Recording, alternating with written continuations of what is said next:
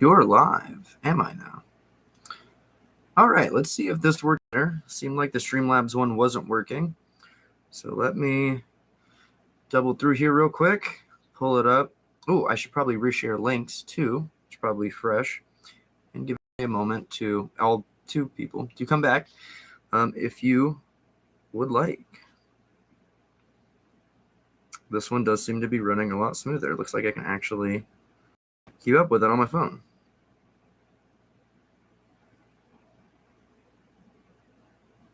Okay, cool. So let's hope at least. I'm going to try and keep up with it. And I've cleared my cache, so should be a bit better. Cool. Let me go ahead and grab. I am at 900. What's up, homie? Welcome, welcome. I am past 900. I sincerely appreciate everybody doing that, supporting, clicking that button, hanging out. I am smitten. I'm very, very grateful. So yes, thank you all very, very much. Whoops, create a post. I don't want to create a post. What am I? God, I am an old man when it comes to like technology. I don't know how it works. Share, copy a link. There we go. I can do this. I can do this. I swear to God, I can do this.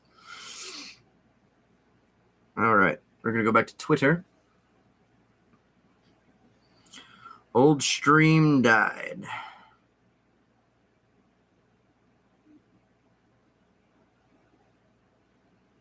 Come to this one.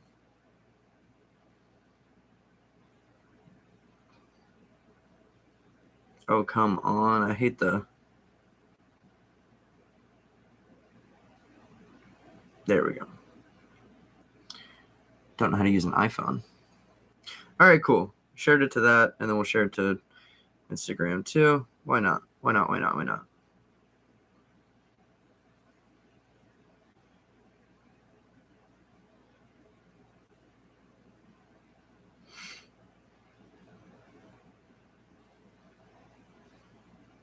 Give him one of these. I'm not giving him one of anything.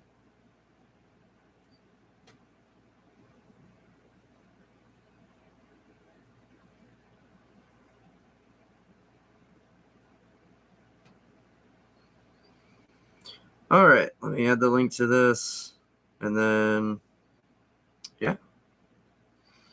I do have this box here I'd very much like to open. I've been sitting on it all day. What are you angry at me for? Don't get angry at me. I didn't do anything. I didn't do anything to anybody. All right, cool.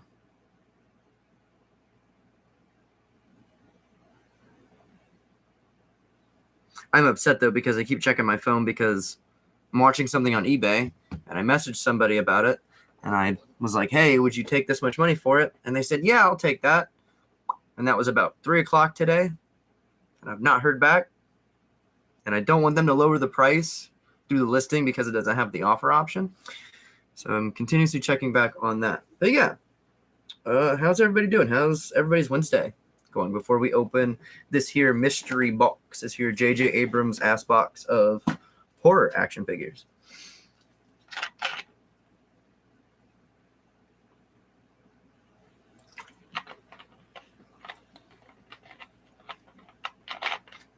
I don't know why I look at the thing and it says I have one thumbs up, but like something in my brain clicked it and registered it as a thumbs down. And I thought that like they were only showing dislikes. I don't know. I don't blame you if you did. It was just surprising. So yeah, not a whole lot to do. Not a whole lot to talk about on a Wednesday. Not a whole lot exciting. And I don't watch sport. Is there sports happening right now? I don't know. So again, this is one thing. I don't have a shipping label on this, so I don't have to worry about it.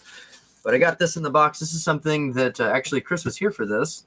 I ordered this off eBay on Friday. This is something I was bidding on. This is something that I actually kind of sniped out from somebody. And I'm sorry to that person if you ever stumble across this recording here.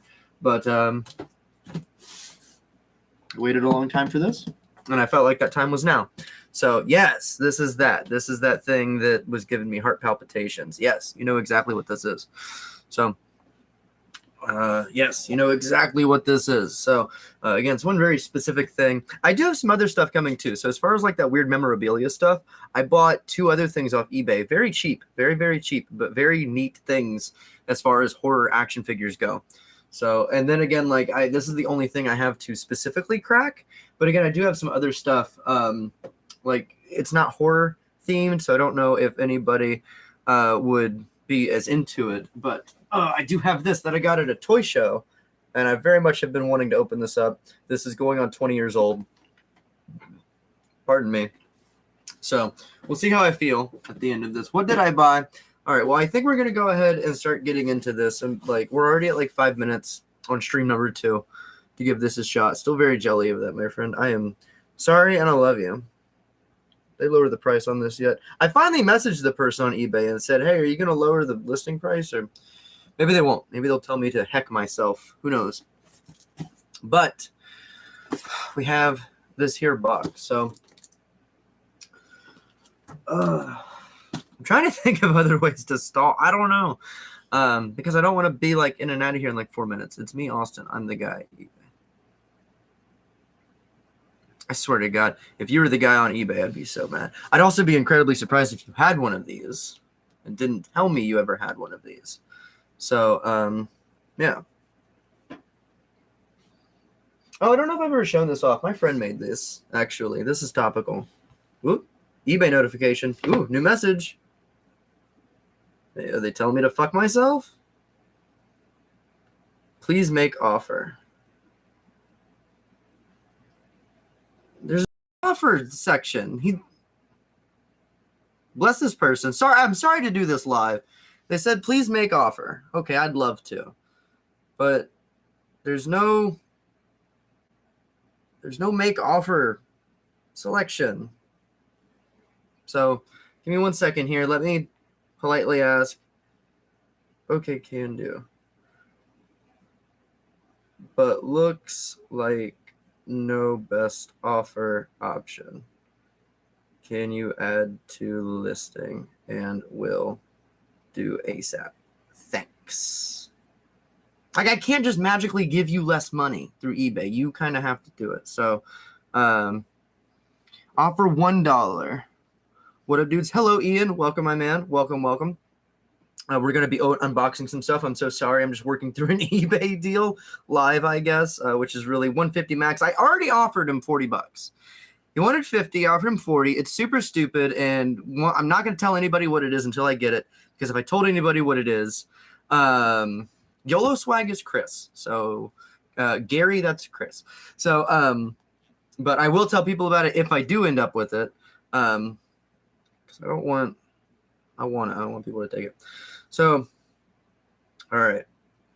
So, but this is the thing I showed. My friend made this, made 4, the other ones are back there, made 4 different versions, one for each season.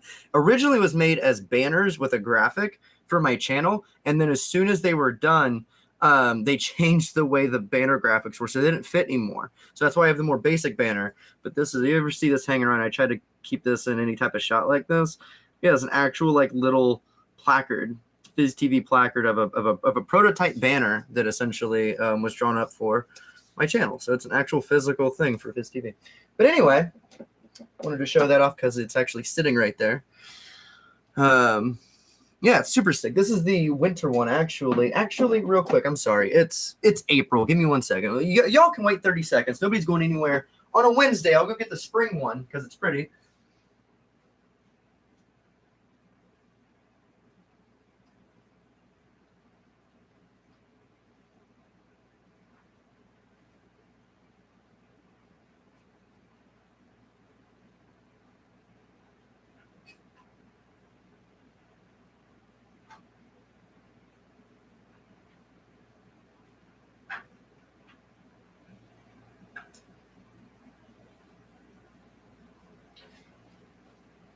Hi, Hermes. What are you up to, buddy?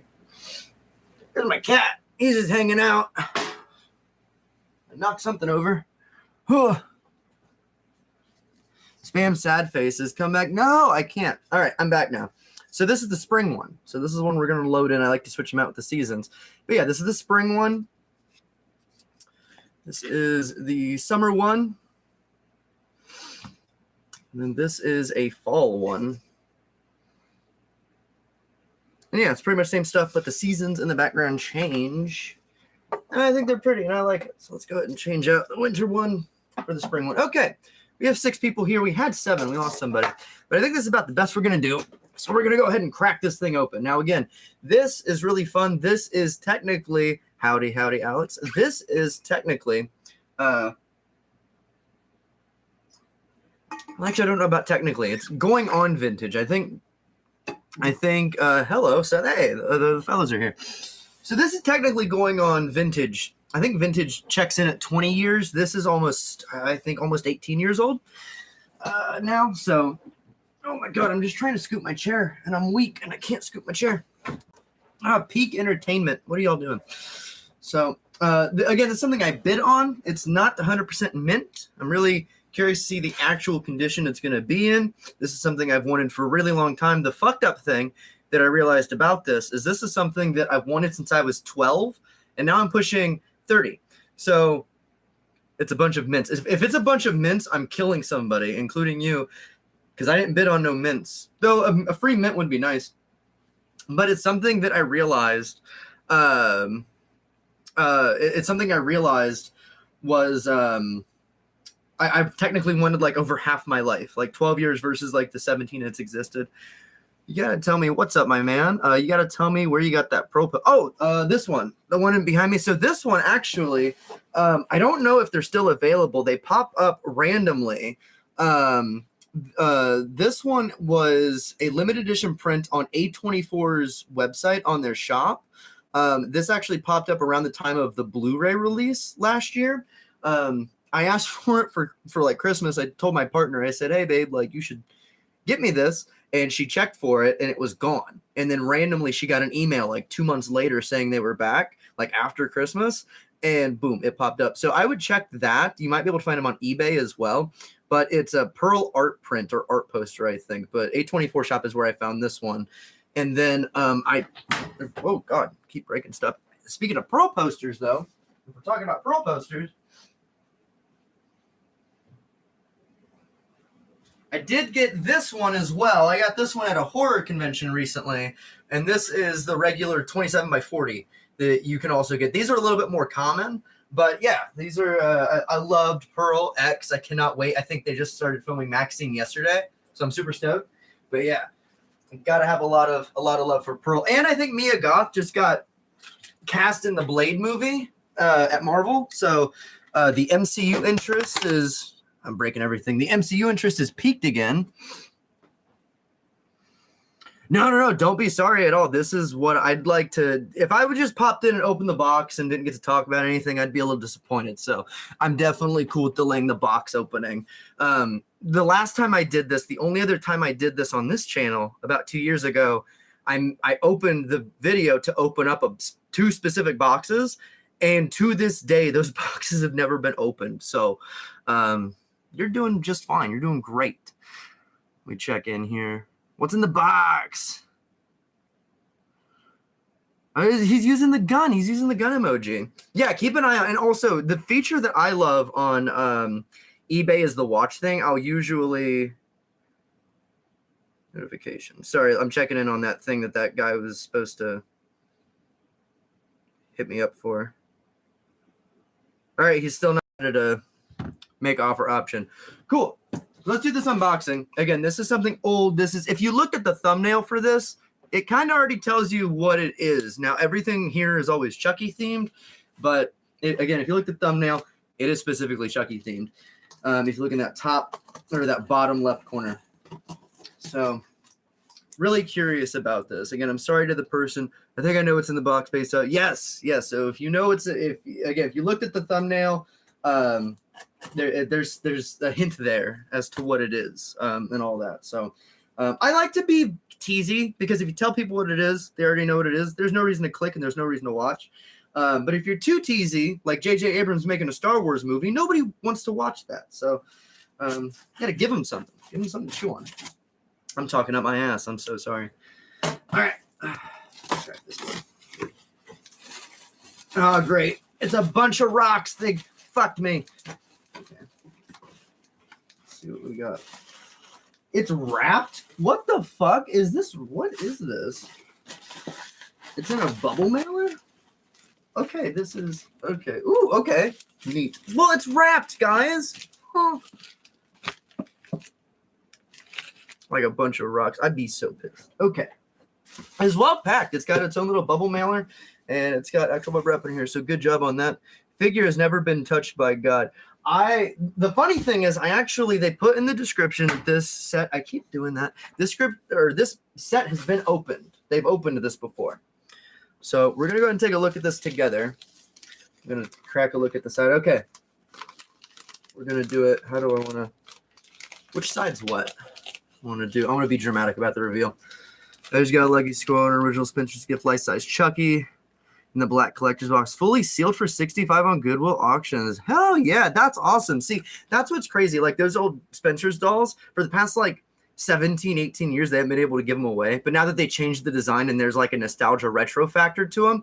But yeah, those old black box ones, I regret not getting them now. At least the Tiffany. Like they're a little cumbersome, but yeah, I would love to get the Tiffany in the black box. That's nice grab, my dude. That's sweet as hell. So, all right, we're going to do this. I won't look at it. We'll look at it together, but I'll show you the back of the box. This is what we got. So I've been looking at this, thinking about this. This has been on my get list since I've been into Chucky, which was about 2007, 2008. I was a kid. Also won the bid this afternoon on eBay. Not mint, but comes with their stand. That's still awesome. Like even with the stand, I don't think I've seen auctions with the stand. I haven't been paying too much attention. Yes, you do. Let me double check to make sure the offer option isn't on that. Still isn't. I don't know if this guy knows what he's doing. But yeah, this is something I've had eyes on for a really long time, and I'm excited to have it because when I was younger, like this thing was going for closer to $100 back then. Like maybe 50 or 60, but like it was on shelves at FYE's and Spencer's. It was clearanced out like really quickly, and then it was gone. And then like the collectors wanted it. It's the only Glenn figure that they made. As far as I know, it's the only Glenn action figure. NECA went to make a little baby Glenn for their Bride of Chucky box set, but was told no by Universal, and that got axed. So I'm pretty sure this is the only. There's like a stretchy toy of Glenn, I think, and there's some Gashapon figurines in Japan, like keychain stuff. But as far as like action figure, I think this is the only Glenn that they made.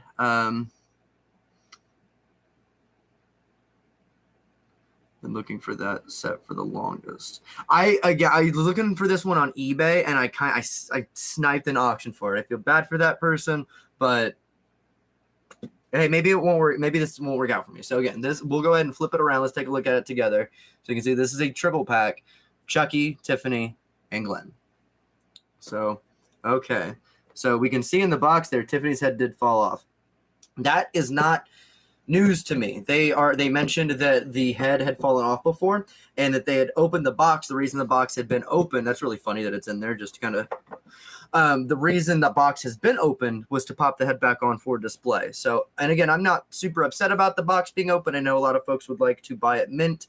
I would like that too. But with the box being opened and having a couple of dings in it, like in the corner over here, it means, again, when the box inevitably gets dinged, I won't feel too... Yeah, this is a Chucky Season 2 accurate Tiffany doll.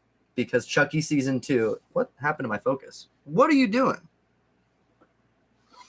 Because Chucky Season 2 had it out for the fucking Tiffany doll for whatever reason. It's my biggest complaint with the series. I don't know why they're killing the Tiffany doll so much, but yeah, super accurate. But yeah, and I want to open these. I kind of want to take them out of the box and then put them back in the box. So the fact that they're not 100% mint, I'm cool with that. So I was going to leave them in the box a little bit longer. So let's take a look at these. These are kind of, oh my God. These are kind of funny looking. Because these were made 2005, right? Like were these on the shelves for 2004? Randy Falk, there you are. What's the special thanks, Tony Gardner? There you are, man. This has a copyright of 2004, so maybe these were on the shelves around the time of the actual movie. But either way, that was a long time ago. Toy technology production, the way they do it now, is a lot different. It's a lot more poignant. You can do the facial scans and things. And then like, let's go ahead and actually got a couple right here. Let's grab. There we go. I don't need the whole stand. So like, yeah, they have very long arms. I saw somebody on Instagram customizing them recently. It kind of activated that part in my head where I was like, oh, cool customs. And then the other part that I was like, what are you doing? But they look really, really good still. So yeah, we've come a long way in Chucky action figure technology. And to be fair to the lanky arms, even if the dolls specifically didn't, like, there's a lot of shots in this movie where the dolls look like they have incredibly long, lanky arms. So, what are you going to do? But yeah, we've come a long way. Now, again, I'm a nerd. This is Seed Chucky. This is Bride Chucky. They're different, but still, you can see, you know, this is a 2004 action figure, and this is a what year is this? 2017, 2018? No, this version's a 2-pack, so it's like 2020. I'm having a moment. God, I need to have my warm milk and go to bed. So, all right. So the fun thing about this too is I'm not gonna like actively look for them. If I ever come across one at a convention, I'll be down for it. But the version I wanted for this, it's gonna sound stupid, is I wanted one that had the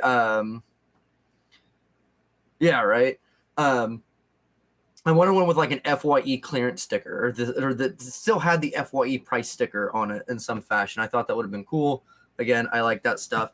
And my mall lost FYE like 5 or 6 years ago, maybe longer, and we just got it back. So, and they have a little Chucky section. So it reminds me of back in the day. I still wish I could go back in like the back of Spencer's into the like poster and action figure section and find like, you know, $9 Movie Maniacs and Cinema Fear stuff, but times change. It sucks because I was on the tail end of that, of really getting into it again, like 2007, 2008, 2009-ish, when Cinema Fear was transitioning into the basic card back line, and Movie Maniacs was done. It was well done. They weren't making the scene toys anymore, because Movie Maniacs was a lot earlier than that. I think they had Movie Maniacs, and then you had like Tortured Souls.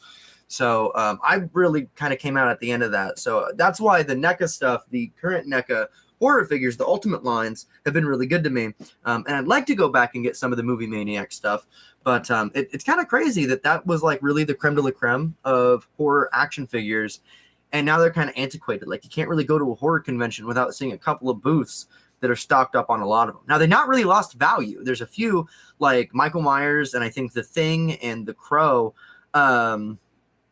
I think those still go for decent money because there's not a lot of folks with the license for H1 Michael, the 78 Michael. So, yeah.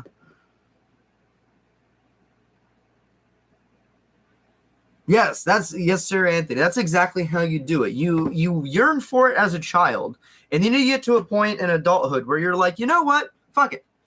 I'll get it for myself.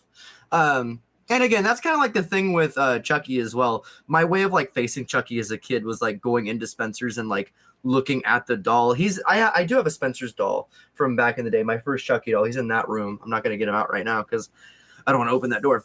But that doll I got when I was like 12. But anything before that, walking past the window of Spencer's in the mall was like a trip because I was terrified of Chucky. I couldn't do it. So again, I think it's really funny that if you told like 8 or 9-year-old me today, like showed him a picture of like my wall here, because I'll go ahead and like, bam, I got these guys right here. I would shit myself if I saw these as a child. So yeah, that's kind of my affinity for Chucky there. But yeah, I'm glad. I hope you like the dolls. I know folks from Entertainment Earth are getting them, so I very much hope you are liking the NECA dolls. I very much love these NECA dolls. They literally live next to me on this little shelf right here for now. So I hope you're loving them. All right, I think let's go ahead and crack these open. Let's make sure Tiffany isn't completely dead. I don't know if I'll. Let's take this by. Let's take this.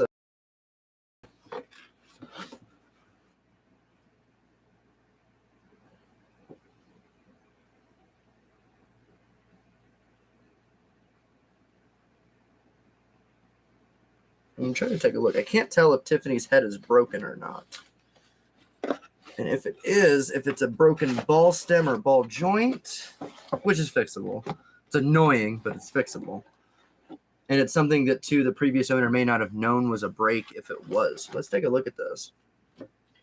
And if we have to do surgery eventually, then I've fixed worse. Let me check this. Sorry, let me check this listing. They still not added the make offer. My sound's cutting out. Let's see if I can do anything about that. Let me see if I'm able to keep.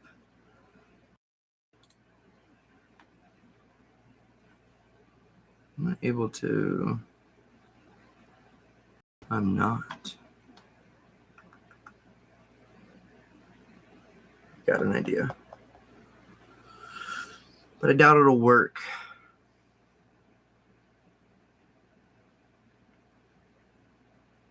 Okay.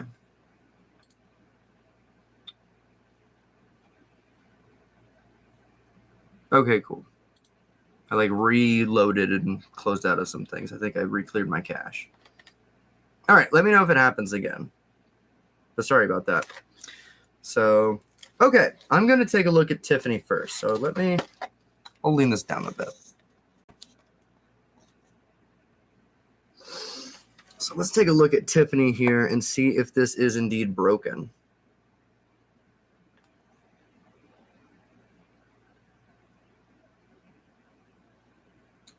Lord, I think this is broken, and I'm not going to lie. If this is designed the way I think it is, every single Tiffany is a time bomb, and it actually makes me terrified.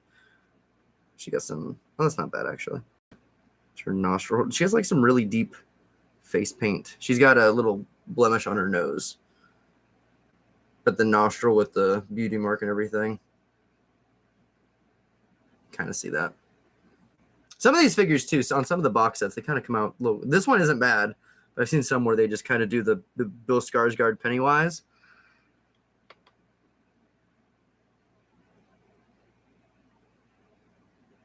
Ooh. I don't know about Road Rocket, but Road Hauler, or Hauler, I don't know what they're calling him. So, okay, the reason, real quick, come on, do the focus. Come on, what are you doing?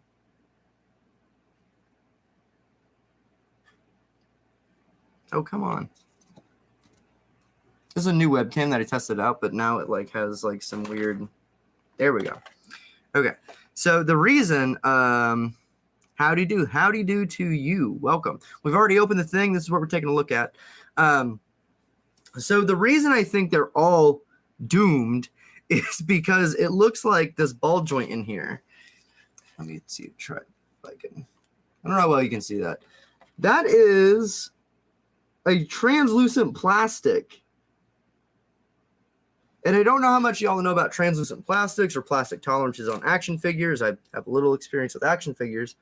It is one of the worst like weight-bearing plastics you can use. So like Transformers, for example, if clear plastic is used on a load-bearing joint like a flexible arm joint or any type of structural joint, anything like a windshield, anything that holds a pin, those are kind of iffy because they can kind of give out after a while.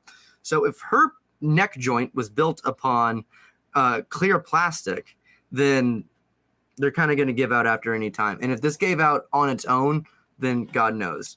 The other thing about this too, I can fix this in two ways. I can probably just put a dab of glue into this neck socket and pop it on that and never think about it. Or I could be crazy about it and I could get the ball out of the socket and I could reinstall it with a metal rod. I've done this before on other plastic things. So wasn't expecting this.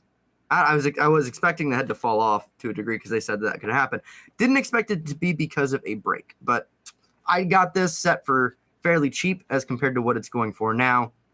I'm really not too upset about it.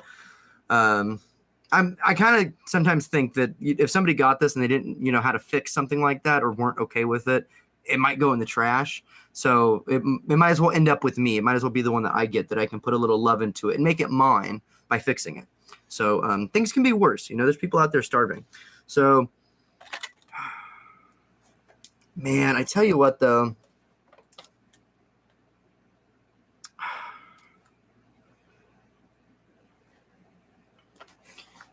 See, this is the sucky part where I'm starting to get a little like, oh, what am I gonna do though? Because my camera won't focus.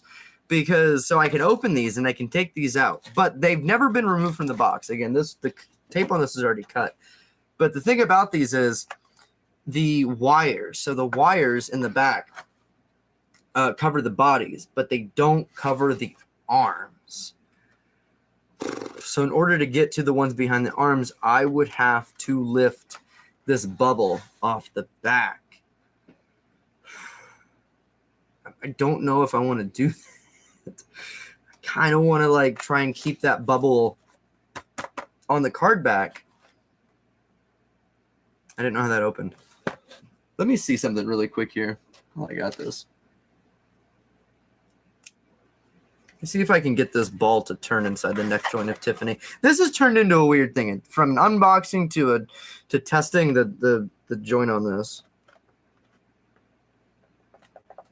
Oh my god, that's not turning at all. I don't think there is saving the neck joint on this Tiffany.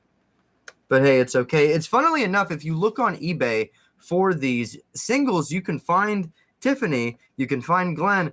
It's just really Chucky that's kind of hard to find, which is kind of surprising because there's so much Chucky. I mean, that's fucking stupid. It's not surprising.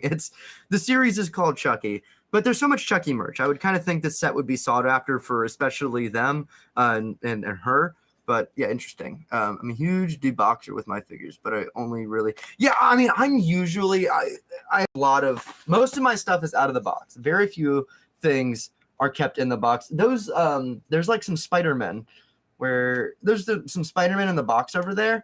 Those have been out of the box. Like this Human Torch up here is still in the box because I think it's pretty. And then some of these older, rarer Star Wars guys are still in their boxes because I got them recently and I kind of like to usually just at least let them stay in the box for a little bit, but usually everything else I take out of the box. Like most Marvel Legends, I just took these guys out of the box. These Pokemon guys, I've had them for a little bit, and so I usually take stuff out of the box. This is a rare occurrence that this is going to stay in the box because the box is in pristine condition, and I already have a version of this toy I can play with, and I got this for an insane price. It would almost be offensive to open it for the price that I got sealed. So this might stay in the box. This is not, though. Again, I started the stream with this. This is not staying in the box. This is the same era. I bought it on the same day. This is not staying in the box. This might get opened tonight. We're going to see how I feel once I make a decision on these. So, Glenn is... So, now I could be, like, really weird about this, but the only thing is I don't know if I want to do that on stream. So, the idea is what I could do is I could slice the tape back here from around the twist ties. I could undo the waist twist ties. And then as far as that, I could try to undo the other twist ties very loosely from the front. Now, the only thing is you have to remind myself is I'm dealing with NECA toys. And I'm not only dealing with NECA toys that are already prone to spontaneous combustion. I am dealing with 20-year-old NECA toys. Which will probably atrophy like the Matrix and Revenge of the Fallen as soon as you touch it. So really thinking about how I want to do this because I do think I want to be tricky about it. I do think I want to try and get these out of here very carefully without taking off the bubble. Maybe we try one of them. Maybe we try one and see how close we can get. And if it feels bad, we just kind of stop. You know, like just the tip. We just do just the tip. And if it's bad, we stop. Right? What time is it for you? It's almost midnight for me. Howdy, welcome. It is 11:14 for me. I'm working off Eastern Standard Time right now. So, but welcome. It's near midnight, but not quite midnight yet. So, which one of these do I think would give me the best odds of that? Now, part of me wants to say Tiffany because she's already halfway out of the box. But I could break her more, and she's my favorite character. I don't want to break Tiffany. I don't want to break my girl. So, yeah, by the way, that ball in there was not turning. So I really don't think it would be worth it to... Ooh, I know what I could do. Okay, never mind. I know what I'm going to do to fix this. It's going to be fine. We're going to install a metal rod. It won't be a ball joint. It'll be a rotating joint, but it'll still be a movable joint because no matter what, this ball isn't going to work. So, but we can still get mobility out of it. Don't know if I can make a video about that, but now Glenn's ties look a little loose. Glenn's ties look like we might be able to wiggle them out of there. What about Chucky? Chucky's arms are like super straight. Oh my Jesus Christ.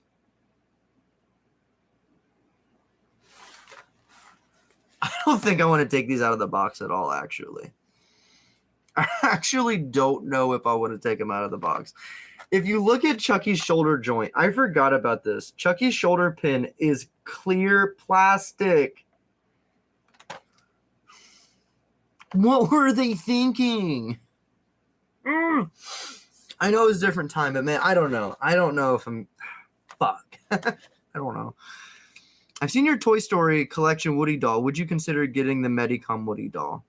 I would consider that. I would consider getting that. I'd like to get more on like the Toy Story collection stuff. I've collected most of the Toy Story collection stuff from back in the day, and I'd be interested in getting the Medicom Woody doll. I want to see more about it, actually. I actually haven't really followed much about it at all. So, but I did see a couple of shots of it that look interesting. I have that axe accessory. Oh, you love. I thought you said you have. I was about to be like, when the fuck did you buy this and not tell me? Okay, here's what we're going to do. I've decided because I don't want to think about it anymore. I do not want to risk breaking Glenn. Do you have any Tots Michael Myers? I don't. Are you talking about the 1/6 scale ones? I don't. I don't have any of those. I have 2 of the NECA ones. I've got the H2 Michael Myers, and I've got the 2018 Michael. Now, there is another Michael. I'll go grab it real quick because it's a Michael I thought about selling for a while, but I think I've decided on keeping it. It's not Tots, but it's still a little cool.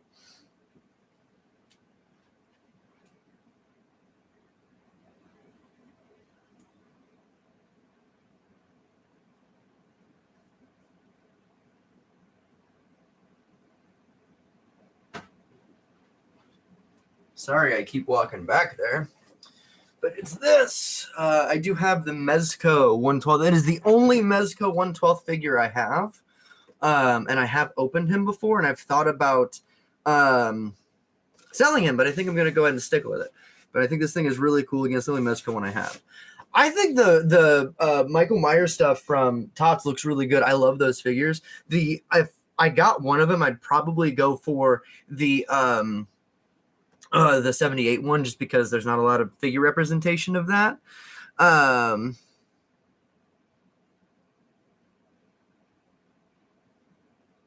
Ooh.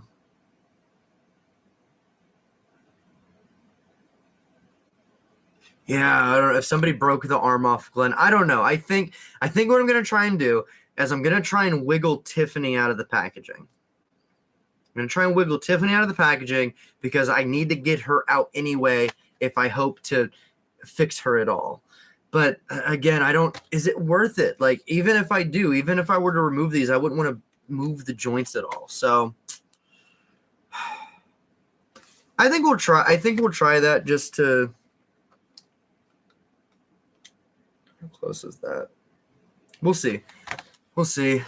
I'm debating on which one to get. Yeah, I kind of want the 78 one because there's not that much, not that many figures of that. But I'm a really big fan. I don't care. The movie's okay, but the Curse of Michael Myers. I love that look of Curse of Michael Myers. I have that Tots mask, actually. I have a Kills mask, and I have that mask, are the only ones I currently have. So I really like the look of Curse of Michael Myers, Michael. And did they make the Rob? Did they make the Rob Zombie Michael? Because if they made the H1 Michael, I might be interested in that too. But those would probably be like the 3 I'm into. Probably the 78 Curse, and then maybe Rob Zombies. And then the 2018. I do like the 2018 mask. I love the wrinkles. I think that looks really sick. Why is the pin being clear plastic so bad? The pin being clear plastics is so bad because clear plastic is not good for load bearing. Clear plastic it just doesn't have the structural density of opaque, of colored plastic. I don't know why. I'm not a chemist. I'm not a designer, but for whatever reason, it's prone to breakages more. It's prone to stressing. It's prone to issues like that. So the fact that the pin, and which is one of the most stress-bearing parts of the joint, is made out of that, it's really easy to give out. And like this gentleman said, if he knew somebody that got the Glen, took it out of the box. You also have to wonder how many of these have evaporated from the market, like over the past 10 years, of folks who have like opened them or kept a set mint and then got another one to open, and then they open it just for it to explode. And now again, like I am usually not super worried about that. I'll take a transformer. Again, this transformer right here is as old as this set, and I'm not worried about really taking it out of the box at all. It should work fine. NECA toys have the special proclivity of ceasing to exist on a moment's notice because of, I don't know, I didn't make them that way.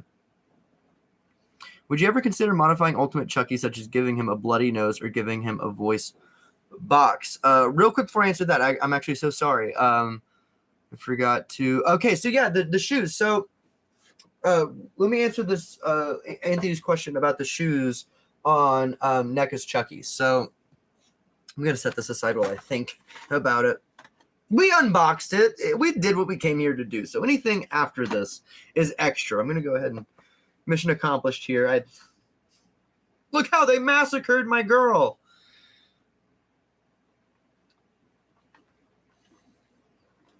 When people said they want Tiffany head, this isn't what they meant. So as far as the shoes on this guy, yeah, so I can probably show you a little bit easier than I could have. I'm going to grab the knife out of his hand. This shoe right here is one that I'll take him off the base too. It'll be a lot easier for me. Ooh.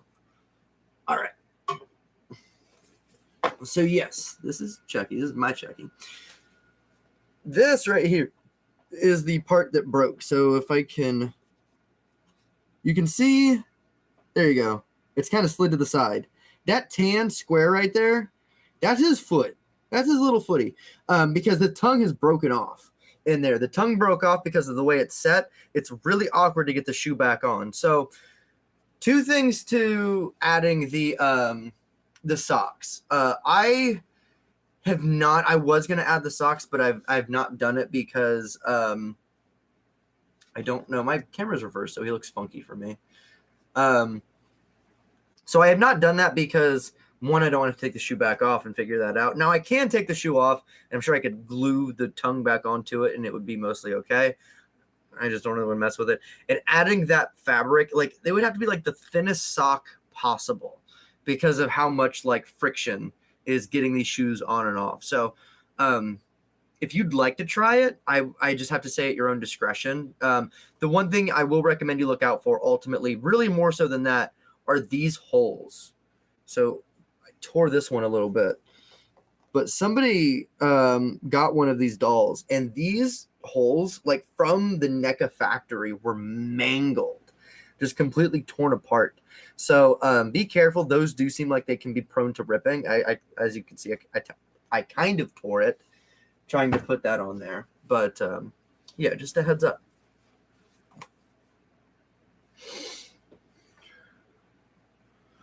What the hell, NECA? I don't know. Oh yeah, and then modifying Chucky to giving him a voice box. So I would think about that. I'm really weird with these dolls. So there's so many folks that I've ended up finding me on, especially Instagram, and they are so insanely talented with the way they rehaul dolls. And I would love nothing more than to get one of my dolls, specifically the Tots dolls. I think the NECA ones are pretty good. The Tots dolls, where they lack a little bit, I think it'd be great to get them rehauled. But also another part of me is like, I think of the Sideshow Chucky from Seed of Chucky and how that is like really sought after now. And I don't know, like I kind of like the idea of keeping them stock. And then if I want to get rehauled ones, also do that. But yeah, I would not mind doing the knife hand. The thing I've honestly thought about is getting one and getting a secondary, either Ultimate Chucky or a Seed Chucky, and getting it rehauled or giving it a shot myself. But I'm just a little weird about permanently modifying them outside of just fixing certain things. The plush good guy, I wasn't super worried about that, and that was something that really, like, I have so many dolls that he was one I was okay with customizing a little bit to really help the wig. I hated that wig. I don't know. I love Trick or Treat Studios. I don't know what they were thinking with that wig. That wig sucks. It needed changed. But Ultimate Chucky. Yeah, I have seen some folks add the bloody nose. I really like the bloody nose added to it. I think it looks really good. Really helps sell the Child's Play 2 in it also. So I'd like to, but I really want Trick or Treat Studios to make, I want them to sell this head. Like, if they're going to sell the Tommy head and hand set, and if they're going to sell the pizza face, they should sell this separately too. I don't really see why not. You shouldn't have to buy the whole doll just to get another one of these, when people could use this as a base to make other dolls. This, when I made the video a year or two ago when the doll was revealed, I said that it looked a lot like Child's Play 3, and a whole lot of people got mad at me and said it didn't look like Child's Play 3. Now we got the doll, and everybody says they wish it looked more like Child's Play 2. And so I agree with y'all. I've been agreeing with y'all since day one that I wish that it wasn't as Child's Play 3-ish, just in the way his face scrunches up. I really think it's in between the two. But yeah, I wish they were really going more out with the head and hand sets. I think it's really weird also that this guy's been out now for a few months, and those head and hand sets aren't even up for pre-order. I'm not really worried about it. I did talk to somebody, and I was talking about it on Instagram like a week or two ago at the NECA booth, that, even though they don't have any other designs outside of the good guy head and hand set planned or the pizza face, those are still coming. They're still supposed to be coming out. So here's hoping. But yeah, it would be a real shame. He dropped his knife. It would be a real shame if Trick or Treat Studios decided to not do any more head and hand sets for the Ultimate doll after those two. It'd be such a shame. Such a freaking shame. You probably could heat up the shoe that slides up. Yeah, you probably could heat it up as well. Trim Tiffany's bang piece a bit. Yeah, buzz cut Chucky would be good. I didn't trim up Tiffany's hair. I literally did the least amount. So my Tiffany, it's not a problem, but I love the Tiffany wig. But the wig on mine is starting to kind of like lose a little bit of volume. So somebody showed me a decent hairspray I can find. Whoops, she's got some hair stuck in her ball joint. A decent hairspray I can find to kind of lift it back up. But I kind of did a little bit of the bang. You can see a little bit there, but not a lot. Like, I didn't do this whole thing over here because I'm kind of okay with that. But yeah, like the hair back here is kind of losing a little bit of volume, and especially right here. And I loved how out of the box, how kind of buoyant it was, and then it feels like it's kind of lost that a little bit. So, but I'm also super scared about using products in my doll's hair. So the Seed doll, the Seed Chucky, is a doll with hair that I very much want to fix. I will. That's something else I'll customize. And somebody did recommend me a pretty good, as far as I can tell, pretty good hairspray that I'm going to test out for it. So if that works for Seed Chucky, I'm going to test on a little tiny part. If anybody also here has any good ideas on hairspray, I'd be happy to hear it.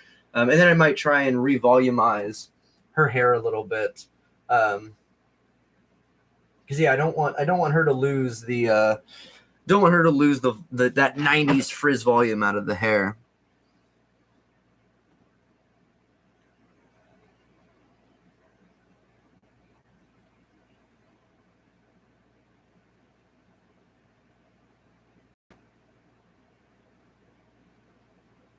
There is a jar big enough. I will find it.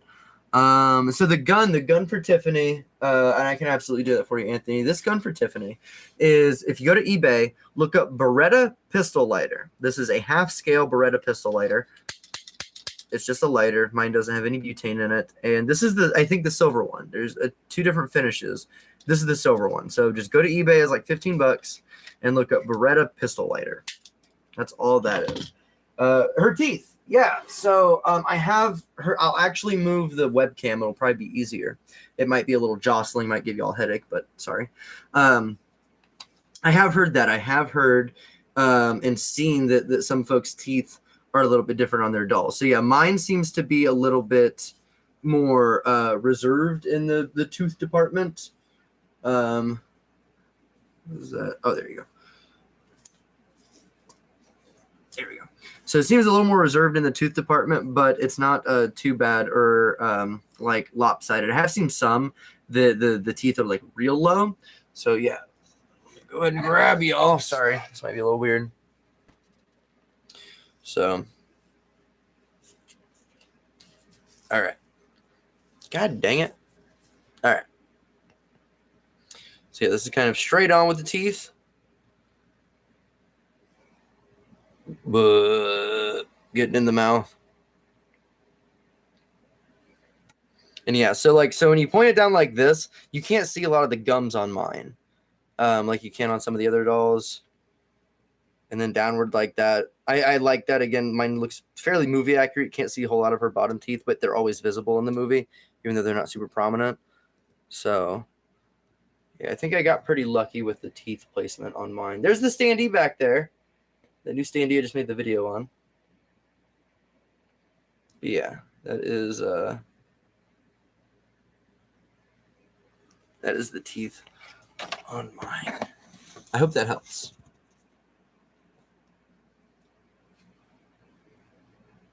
Aveda hairspray. Let me write that down. Is there a specific like type or anything like that?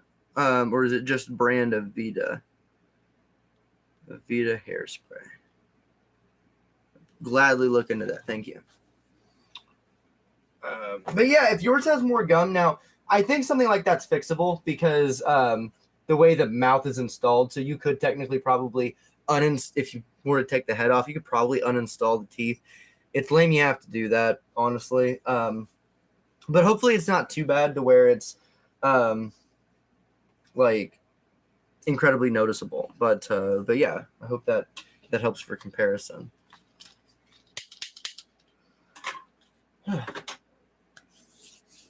Wonder if it would be easy to fix. It probably would. If you were, I do know that you can pop the heads off of these. They are on ball joints. It feels a little scary, I've heard. Now, the one thing I will say about popping the head joints off, a ball joint is a friction joint.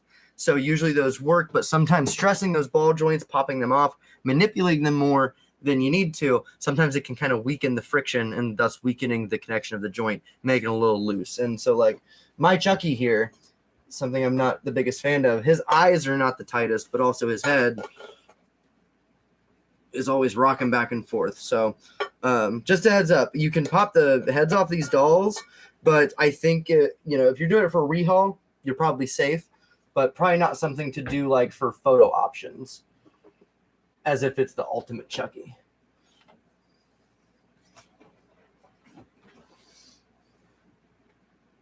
Look at NECA and their heads and how easy they are to remove. That's not fair. That's not fair. This is a 20-year-old secondhand box. Not fair. Oh.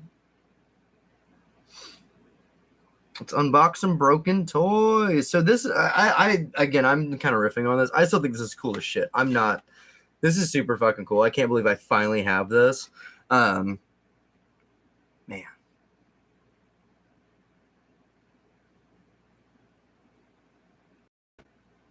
Chucky is kind of doing the Pennywise eye, though. Like, if you look at him dead straight on, not both of them are looking at you. Yeah, send me a pic on Instagram. I'd be happy to take a look and see if I can recommend. I do know there's other folks out there. So, like, there's a Instagram account that I follow who does incredible work, and they're not coy with it. They post specifically the prices of what they do and what they can do. And the name is Zuzu Dolls. So I know that they're offering like rehaul sets, and they do it in packages. Like you can have them, just do the hair or the paint, or you can have them just do the eyes and the teeth. So I know that they should be able to hook you up if you need an external service to do it, and they might be able to do something else, another change to it that you might like. But yeah, I'm gonna double check to see if that person added the option on this auction I've been trying to buy all day, and they will not make it easy for me. There's still no make offer option. There's still no option to make an offer. The heck am I supposed to do about that? I think they're fucking with me. I think they're just fucking with me. Almost an hour ago, what the freak?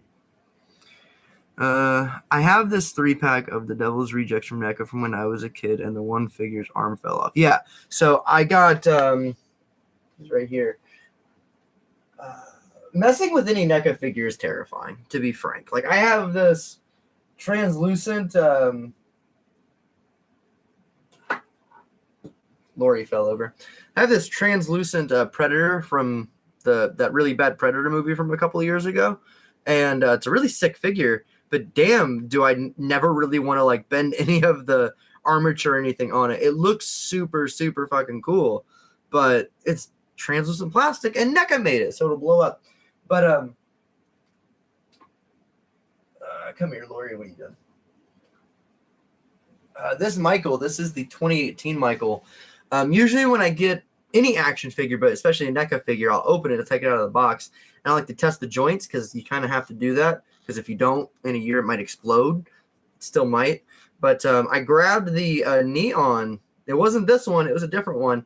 And I grabbed the one knee, and I was working it out, making sure it bent okay, and just kind of trying to loosen it up. And then the next one I went to bend, and it wouldn't bend, and it felt a little torquey, and I tried to just give it a little bit of and it snapped right the fuck off.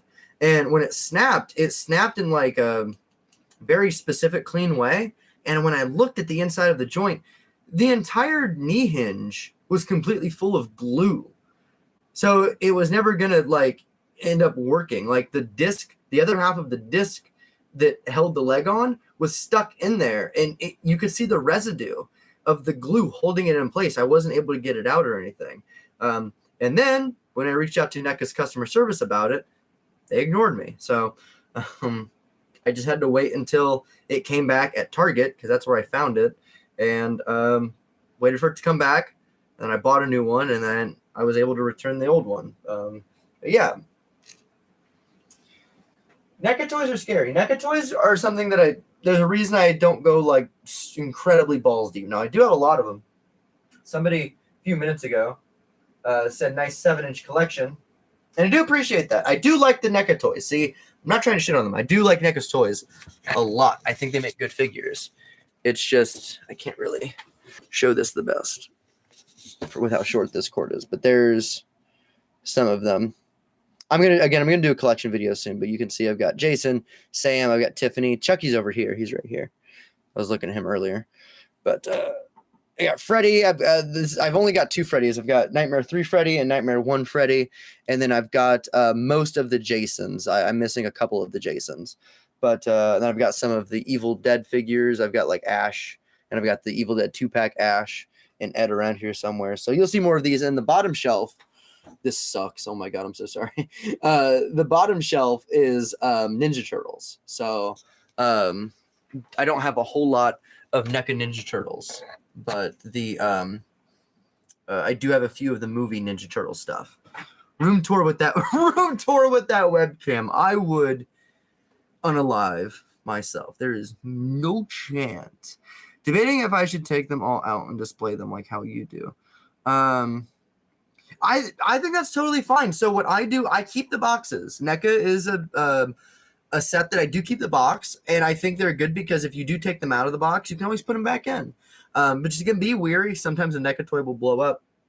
But NECA toys are good to take out of the box because you can always put them right back in, put them back on the shelf, and nobody ever knew. Now, they'll know, but nobody, the wiser, would know different. So, no worse it'll go. Uh, would you ever consider modding Woody with the soft and huggable Woody in Disney Store Woody?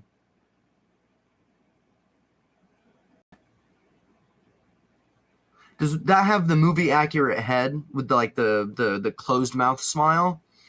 Now, I would never modify the Woody I have, unfortunately. I would get a different one, but I'm too attached to it.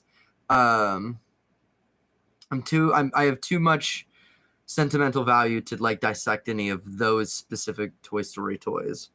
So I'd probably just get one and pretend. But I do find it crazy. I find it nuts that they made that Toy Story collection Woody, and he still had the open mouth. Like I was like 15 when that thing came out, buying those, and what were they thinking? So yeah, I think that's super funny. I saw somebody, I don't know where, it was a video. I think I might have it in my saved later. Of they were taking a look at like movie accurate Woody dolls. I think it's cool. Like the collector market, the collectible market these days is in such a state to where it's like if they're not making it, then I'll make it myself. And I love that. You know, back in 2010 when the Toy Story Signature Collection or the collection line launched, if you wanted a closed mouth Woody, it was between you and God. But now somebody on Etsy or somebody on a forum can help you out, or you can design it yourself in the computer, or you can hodgepodge and kit bash on your own doll. It's amazing. Again, back 10 years ago, owning my own Good Guy doll was a pipe dream, something I would have, done unspeakable things for. And now I've got 8 of them, and I didn't have to do any type of phallic work to get any of them. That was all for free. But let me see.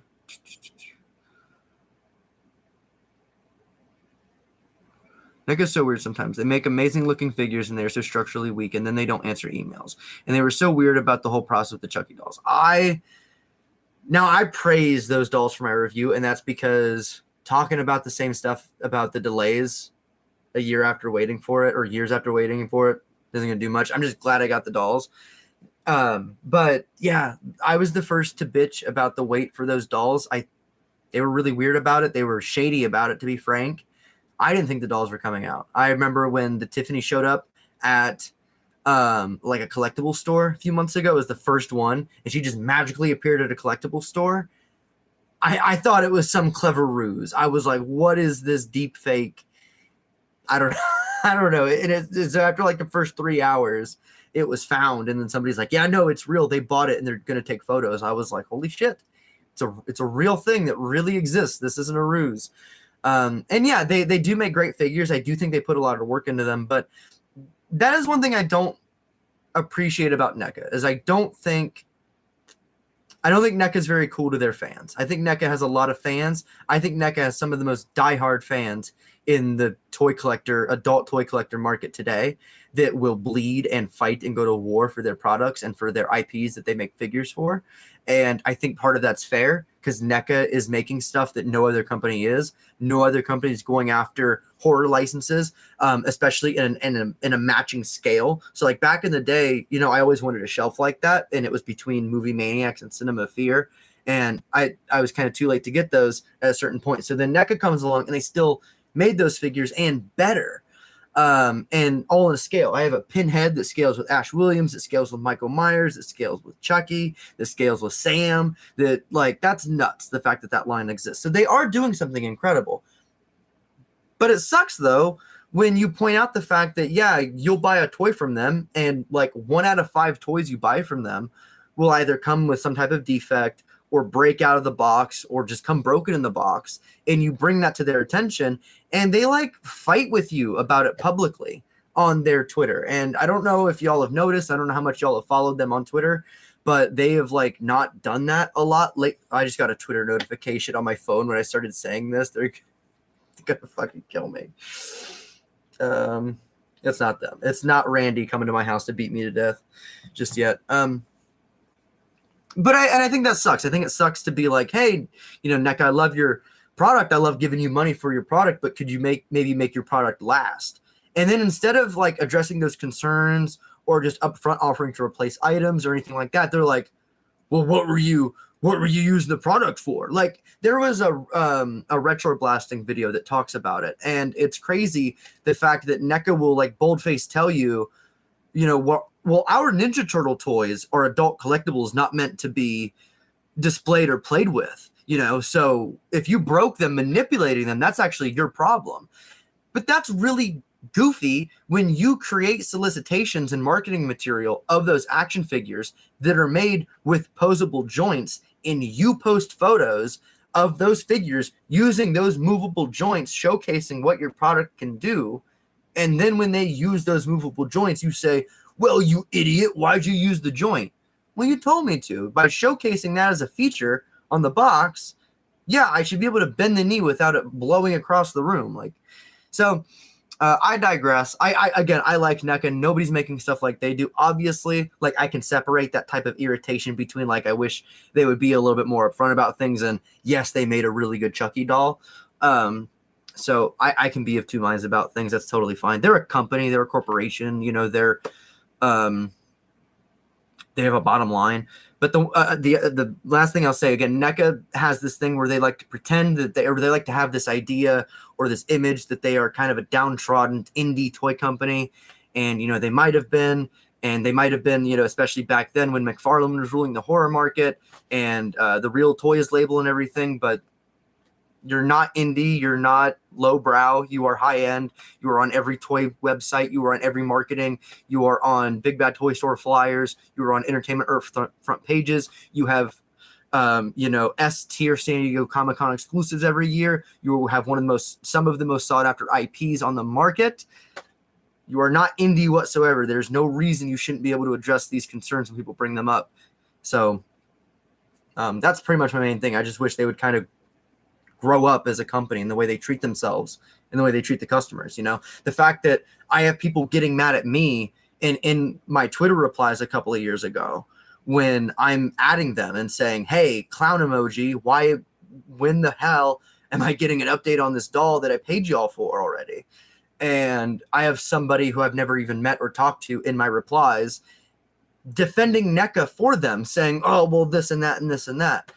Yes, the product was worth it, but still, it's something that they should be able to answer that for me. I shouldn't have to have NECA Knight 246 on Twitter jump into my replies and go to bat when they're a company, they're on Twitter, they're able to talk about stuff, but every time I ask them a question about my dolls, I got ignored. So sue me for getting annoyed about that. But yeah, again, I don't want to bitch about NECA. I like NECA. I wish McFarlane would get back into the horror figure market, just because, not that I want to see NECA dethrone. Again, I think NECA's making good stuff. All of my NECA figures they work. Obviously, I'm not against NECA that badly.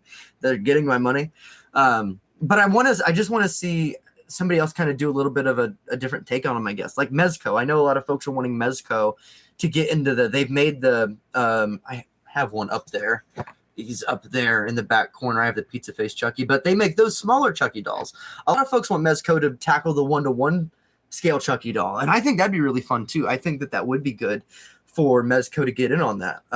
Because at the end of the day, if Trick or Treat Studios is making dolls, and NECA's making dolls, and Mezco's making dolls, and independent artists are making dolls, and all these people are making dolls, we're winning. You have so many options. So I think it'd be great for other companies to kind of go back into the horror bit, especially because the other thing with NECA is they're really hyping Ninja Turtles right now. Ninja Turtles has been so big for them. They've got the movie license and the cartoon licenses and stuff. The cartoon license, they've made every fucking character they are making every character. It's nuts.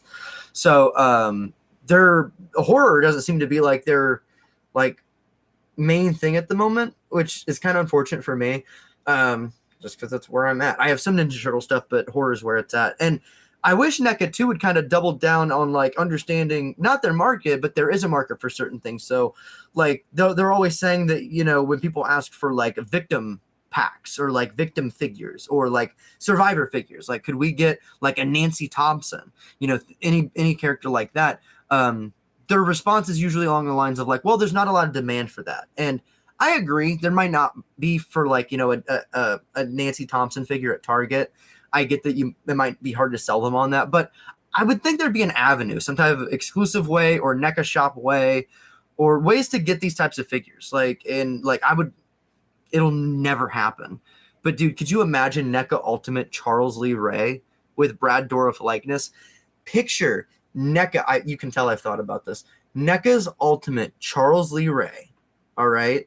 It comes with the head sculpt from Child's Play 1. It comes with the slightly older head sculpt from Cursive Chucky.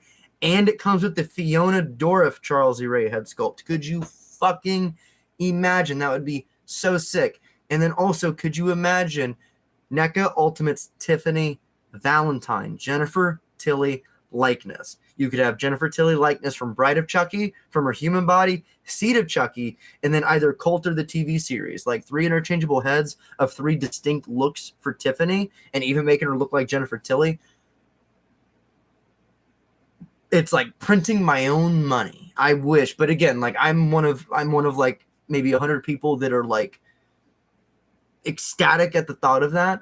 But that is like there's a lot of stuff that I think in the horror market NECA could still do, as far as like character wise. Like I hope they're not. I don't think they're getting rid of horror. They're not walking away from it or anything. But they have other stuff in their priority right now, which I don't blame them. You know, Ninja Turtles and making you money. Focus on Ninja Turtles. But for the horror fans like us still hanging out here in the back, I want some other horror guys. Like there's still other characters I'd love to get out of horror. Like I don't know. There's just so many characters you could make. But those two, if we could get a Charles Lee Ray, will never happen. Or a Tiffany Valentine, will never happen. But wouldn't that be fucking cool if they made those? I don't know. Maybe I'm alone in that. Tell me if I am. But I think those would be awesome if they made that. I would love both of those. I rambled for a long time there. I'm so sorry. I have 3 of those Medicom Woody dolls, and I sold them, and I'm so pissed because I've always wanted one, and I needed to sell them to get my Chucky dolls. I feel that. I understand. Hopefully, they'll come back. Hopefully, with the way many things work, I mean, there's always somebody who needs money and needs to let something go. So I very much hope that they come back for you for a decent price. I never owned one, but I'm keeping an eye out on a Sideshow Chucky.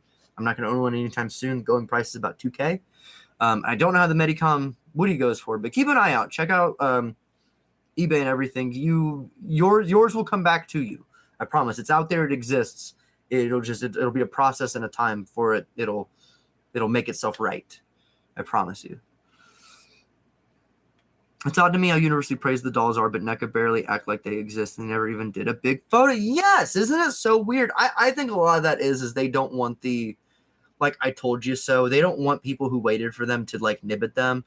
And I don't know. It seems like there's weird stuff about the Chucky dolls behind the scenes as far as they're concerned. I don't know. I really don't know. And I don't know if we will know. I think we could. But a lot of it right now is kind of rumored conjecture. But yeah, there's got to be just something behind the scenes about those Chucky dolls that just, I don't know, came out the wrong way, I don't know. But yeah, like you said, that doesn't make sense. It's also weird that they're not really advertising them. Now, I get if they wouldn't want to advertise them if they're not readily available, but they are. Like, you can get them on retailer sites right now. So they did make enough to be available. So when NECA said that, you know, this is a one and done, that wasn't true. They lied about that. There are enough available for sites like Entertainment Earth to continuously put in orders, you know, and I'm sure they're not going to be in production forever. I bet these dolls will not be in production a year from now, right? So, like, if you want these dolls, get them right now. They're not going to be in production a year from now, I'm sure, because NECA, it very much feels like wants to wash their hands of these dolls, the whole experience. I don't think it was fun for them. I do think they bit off more than they could chew. Just in certain aspects by how long it took. And to this day, even though I'm super happy with them, I'm surprised the dolls got released at all. So, yeah, I don't know what it is. I don't know what's going on behind their closed doors as far as why they're being really quiet about these dolls and kind of just waiting for them to pass and then move on to the next thing. These are creme de la creme. These are like some of the best Chucky dolls I've ever seen on the mass market, let alone NECA items, I would think. Sorry, getting a message. Oops, I got to respond.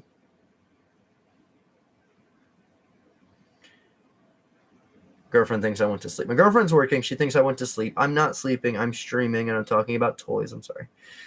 All right, did this person add the best offer option? They didn't. I'm going to cry. I want this, but I'm convinced this person's fucking with me. I'm going to hope to have a nice night. I hope you fixed it. He said.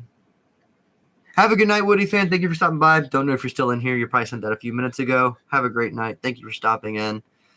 What are the rumors? There's not rumors. I don't like to speak for people. There's nothing like rumors, but specifically. But yeah, that's the other thing too, that they lose production because the dolls were marketed to be something that we did not get. You know, these dolls were marketed to be what we saw as the Moody Pudding prototypes. Moody Pudding, in my opinion, did stellar work. They did beautiful work. And it feels like they did the best of their ability and gave NECA, you know, some of the best work they could have worked with.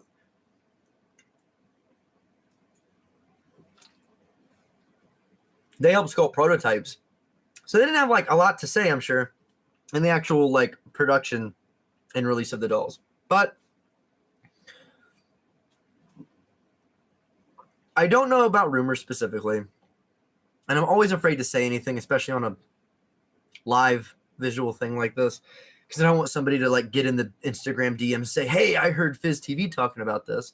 Because it's not up to me to talk about. It isn't. But I have seen Moody Pudding post on their Instagram before.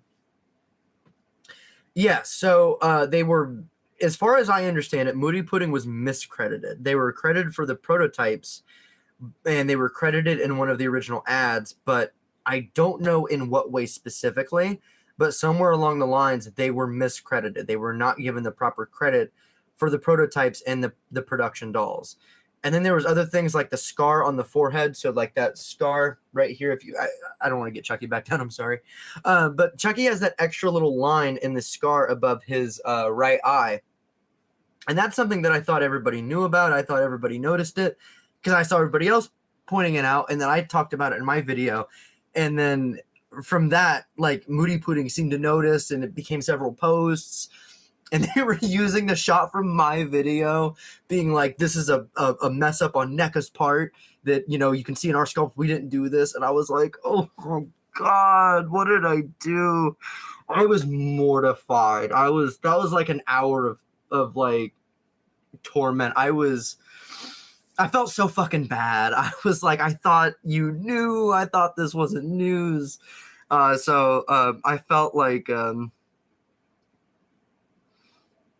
yeah, I am so curious about that. The whole prototype thing. That is something that I've been so curious about that I theorized in my video talking about it. Is that maybe Moody Pudding provided NECA with a prototype that then NECA, for whatever reason, felt the need to modify. So, for example, I will get Chucky down because I'm going to go ahead and show this because these are two things in the Moody prototypes that are not there.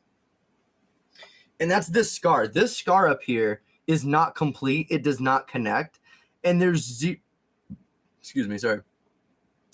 reason for that not to connect. And it does connect in Moody's sculpt. So I would like to see more of Moody's original sculpt, but I really don't know why. But I did kind of get like, I guess maybe had the theory that maybe Moody or maybe NECA changed Moody's sculpt from under their noses, in which case that might also, you know, maybe that's a thing to the credit thing because they might have changed the actual design. But I also know that apparently there were types of verbal agreements / contracts when made for the dolls that Moody reached out to NECA to, you know, get official signage and like, you know, I guess legal documentation on.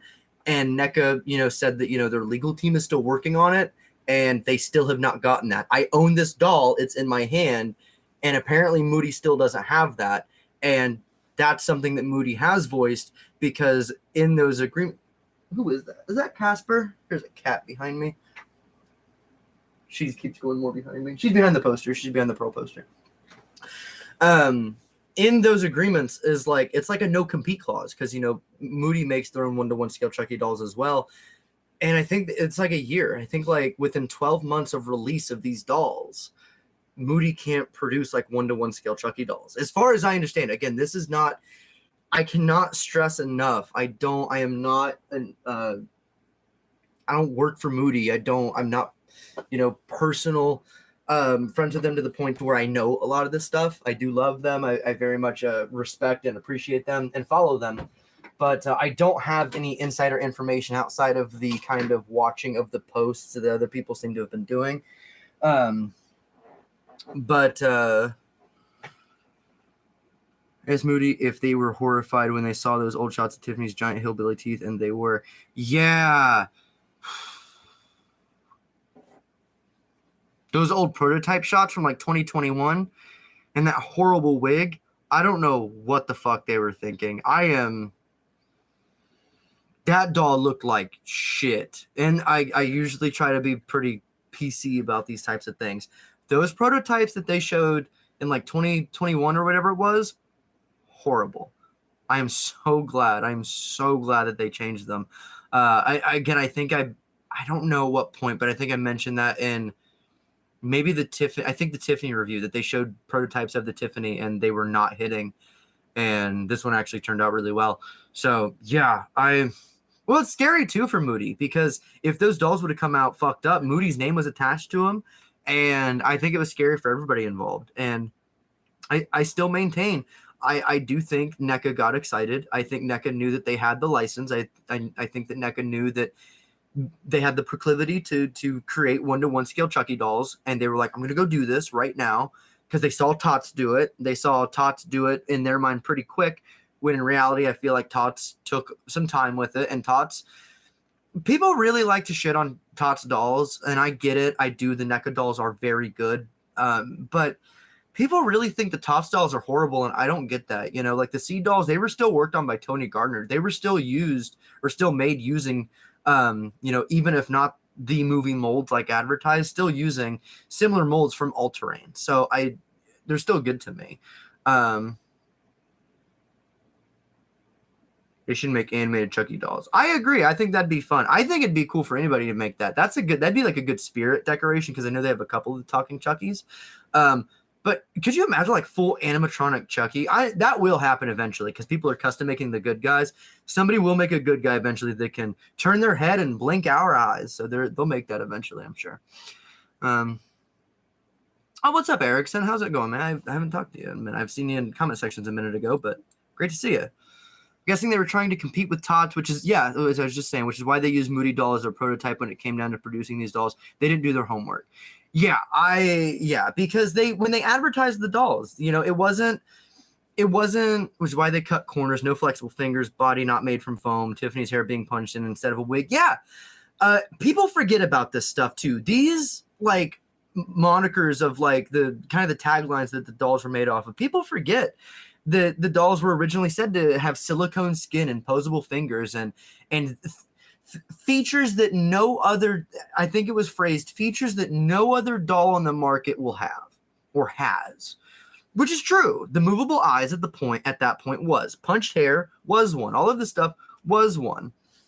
And we ended up with a doll with foam body, with a wire flexible frame, with plastic wig piece. So I think it was crazy. I remember back then being like, holy shit, they're going to make this doll for like $500. And I remember thinking, how are they going to do that?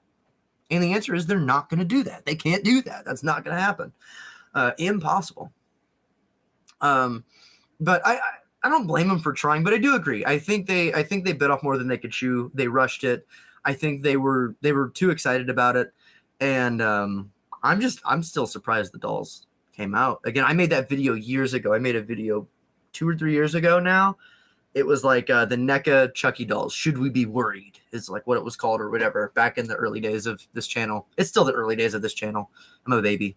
But that video talking about like up to that point, the time cycle of what we were waiting on and everything, and how long it had been. Nuts. I'm talking right now. I'm going to try and wiggle Tiffany out of the box while I do this, because it's past midnight here and I got nowhere to be, but I do have a dog upstairs that I don't want her to sit upstairs all night. She doesn't like to come down here too much. She pees on the carpet and she gets a little weird about it. So the lack of communication also triggered the backlash, but I read on Instagram last year that they were reaching out to independent artists to help sculpt the dolls.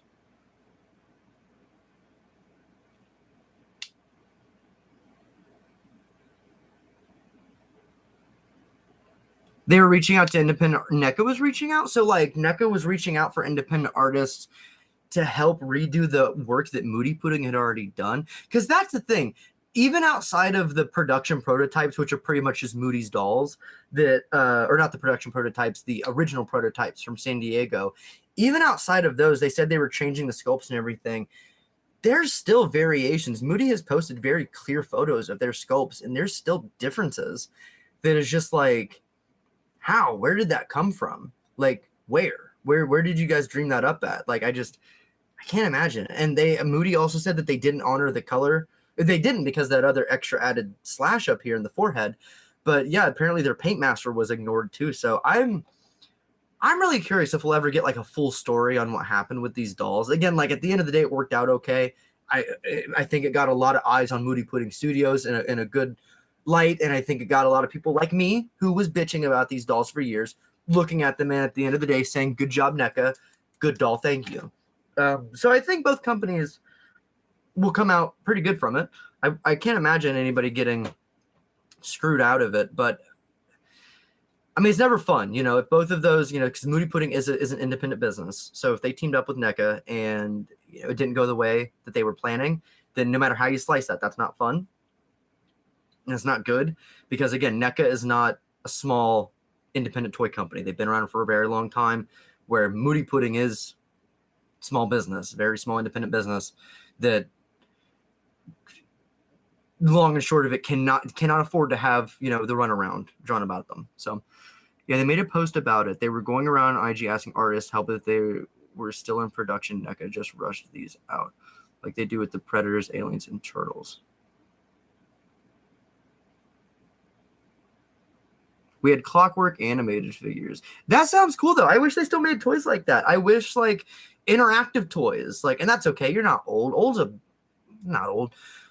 Toys that were interactive. See, like back in the day when I was a kid, I wanted stuff with like a ton of articulation, detailed and stuff. But now these days, like the old Transformers, I want like a Cyber Planet key that I can plug in there and it makes like a cannon pop out or something, a gimmick, something fun.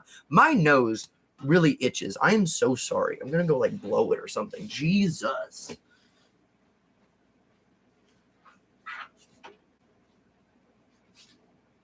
Sorry, Hermes.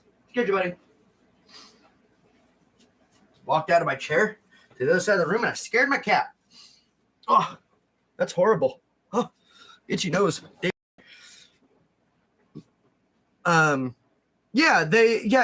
so hey, what's up? Welcome. Tiffany, how are you doing?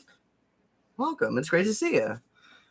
We are just hanging out. We're just talking about the NECA dolls. We're talking about theories, I guess, as to what might have happened with that.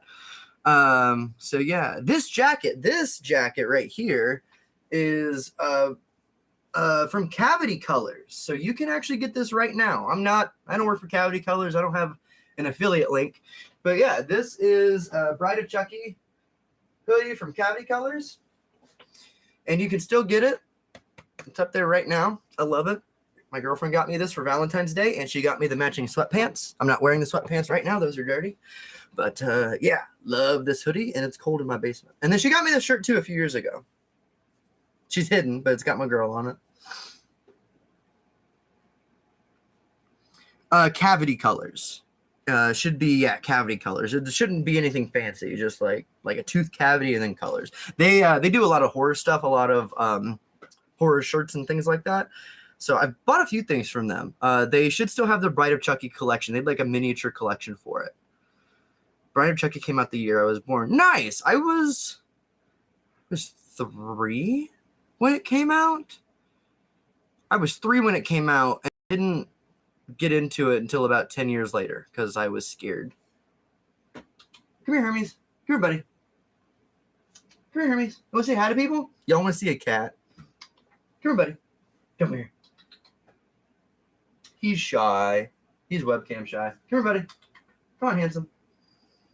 This is one of them. Come here, buddy. Yeah, that's my buddy.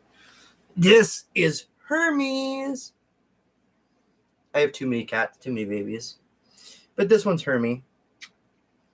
He's old boy, but he's very sweet. He's my Void. He's my one all black cat. And he's just hanging around. He's a very, very sweet boy. He doesn't like to be held very much, but I want to hold him. Say hi, Hermes. He's looking for his chance to get down. There you go. There you go. Do you want to back down or do you want to jump? What do you want to do? There you go. He didn't know how he wanted to get down off my lap.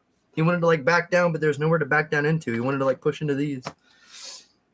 Little goober. Too many cats. Oh, adorable. Prowler. Very, very adorable. You weren't born yet? Really? Wow. I mean, hey, that's fair. I mean, the movie's 25 years old this year. So by all means, it is... we're supposed to be getting that 4K this year, too. I really hope that's actually a thing. I want that movie on 4K. Where's Captain's upstairs. Captain! I don't know where Captain is. Captain's around here somewhere. He's hanging out. I'm going to buy that hoodie now. Yeah, absolutely. Please. I love this hoodie. Absolutely get this hoodie. I've had a lot of folks ask about it, and it makes me wish that, like, I mean, there's not much marketing they can do for it, but yeah, I just got to tell more people about it, keep posting about it, because I love it. I think it's super cool. Super, super cool.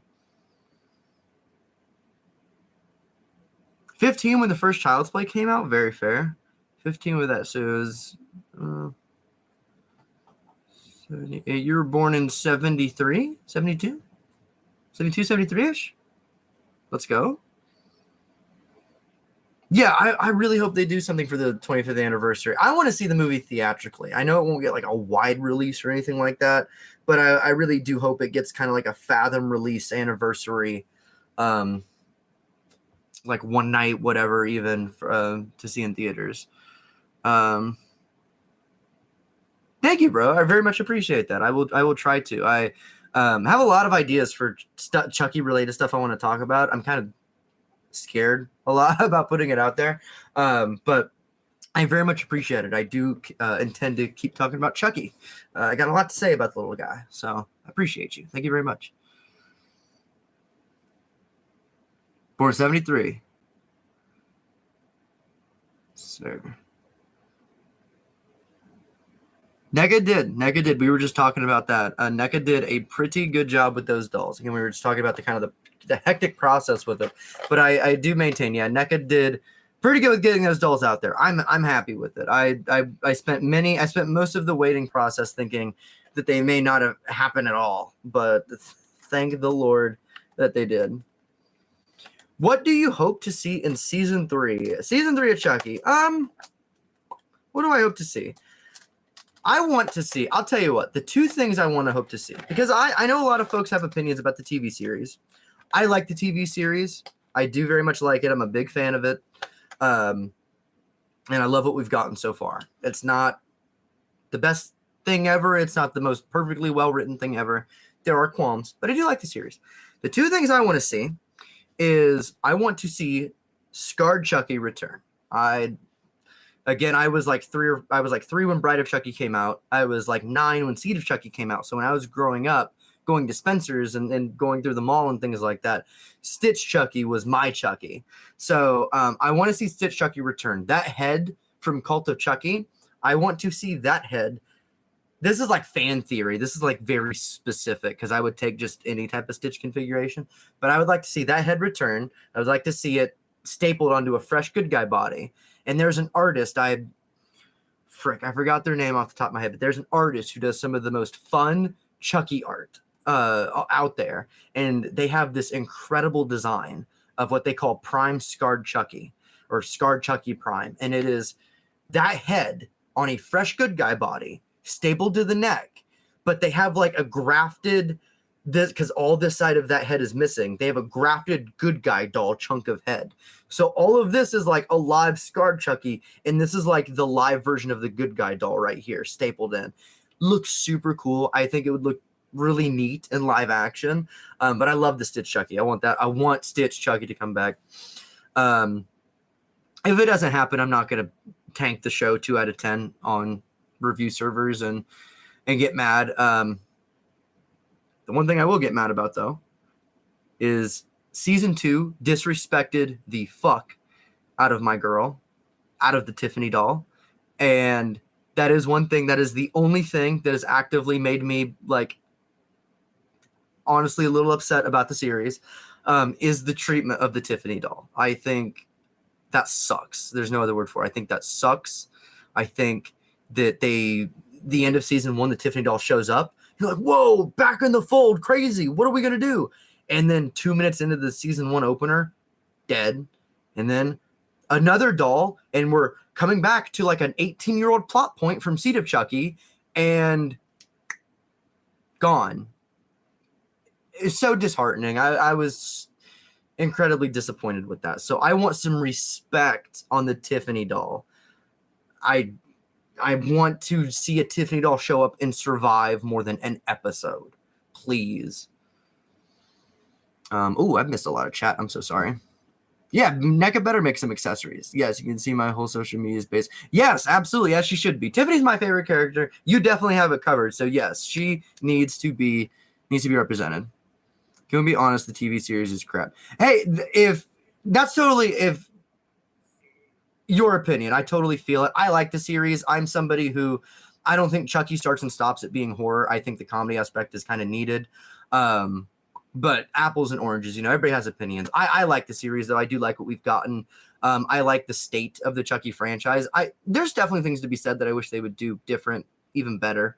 But I'm just glad anything's better than that whatever movie they made in 2019. I don't know what that is. Anyway. They should bring 2006 Spencer's. 2006 Spencer's is such an era, such a vibe. Hell yeah, the head. There's actually a way they could bring back the scarred. I did think of a way they could bring the scarred head back into the series. I'd like to hear your theory. How do you think they could bring it back in? Because there's with a series of like Voodoo Resurrection, there's a lot of like conjecture you can pull and like ways you could just sillily revive a doll. I have a theory on how they could bring the Tiffany doll back. I have a theory on how they could bring the Tiffany doll back and give her a whole new look, and that's a whole thing. That would take me like 5 minutes. But so I'm really curious what people's no, gay stuff is welcome. Nothing wrong with gay stuff. Nobody complains when it's heterosexual romance or when the guy gets the girl. Weak complaint. I'm down for the representation. I'm down for Don Mancini being able to insert himself into his series. And I think there's enough of scary, gore-filled horror out there that Chucky the Killer Doll can be a little weird and he can be a little gay. It's fine. Wouldn't the original doll from Bride still be locked up and the evidence is positive? I highly doubt the original doll was used in the film. Yeah, I've always thought that too. I've always thought that those dolls were based upon them, and that's why they were like looked different. The fact that it's always really insisted that they're the same dolls from Bride to Seed is always very weird to me. I don't know. I didn't really ever buy that. So yeah, I agree.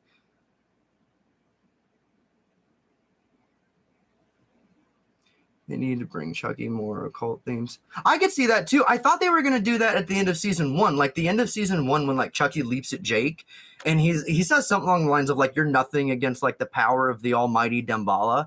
And like, I've never heard Chucky have any reverence or like anything for Damballa. So I thought maybe we were actually going to get a point or like maybe a Chucky that was very into the cult stuff. Because we got like some slightly different personality Chuckies in season 2, but they were kind of like, they're kind of like cartoon characters. Like it wasn't really like anything serious, but I think it would be kind of curious to see like a Chucky that takes the voodoo seriously, or at least is like, again, like reverent to Damballa as a god, as a deity or something like that. They are bringing back Tyler from, I've heard about that. I've heard about them bringing back Tyler. I'd be down for them to bring back Tyler. I'd also be down for them to bring back Da Silva. I would definitely be down for that. I'm also kind of the opinion of like, I love Alex Vincent and I love these characters and everything, but after Chucky season 2, I'm really curious, how much of a part does Andy still have in this story? Like what else does Andy really have to do? And it felt like when we said goodbye to Andy and Kyle in season 2, it kind of felt like we were saying goodbye to them in general. So yeah, I'm kind of curious as to how like, those connecting threads, like I'm sure Andy will be back, but yeah, I'm curious what his character arc could be. I thought Andy could have had a really interesting character arc following Kurt Colt, if I could remember correctly, Colt, because there was really weird stuff in the beginning of that. I love the scene where he grabs the head and he's torturing it, and there really is like a weird camaraderie. Like there's a really small moment in that scene where Chucky mentions like, now we'll never know if she's a natural redhead. That's a very small line, but me like trying to dig for all I can get, it told me a lot, because in that moment you're like, okay, Chucky never saw her. Even if she was ever at Andy's place, Chucky never saw her, which means Andy told him about her, like described him to her. So like they've talked about regular stuff before. So like this has been a thing that's happened, because I think Andy's had the head locked up for 4 years. So you almost had a moment where, or not a moment, but like Chucky and Andy kind of are in that moment dependent on each other, like survival instinct, survivor's guilt, all that type of stuff, like how Chucky turned Andy into that type of person, and how they're kind of stuck in this cat and mouse of like how Andy feels the need, he can't kill him because it just sets him free to come back. Now he has to keep him prisoner, and Chucky knows that he has Andy prisoner in his own mind because of how much he prepared for Chucky to come back, and he was correct. So I think there's so much interesting stuff you could play with Andy Barclay as a character that, to be frank, in the TV series has not really been tapped. And I'd love to see that. I'd really, really love to see that. Whitehurst would be cool, but dead. Rip Whitehurst. He had one of the coolest sacrificial deaths of the franchise. Rip Whitehurst. I want to hear the theory about the Tiffany doll. Come back.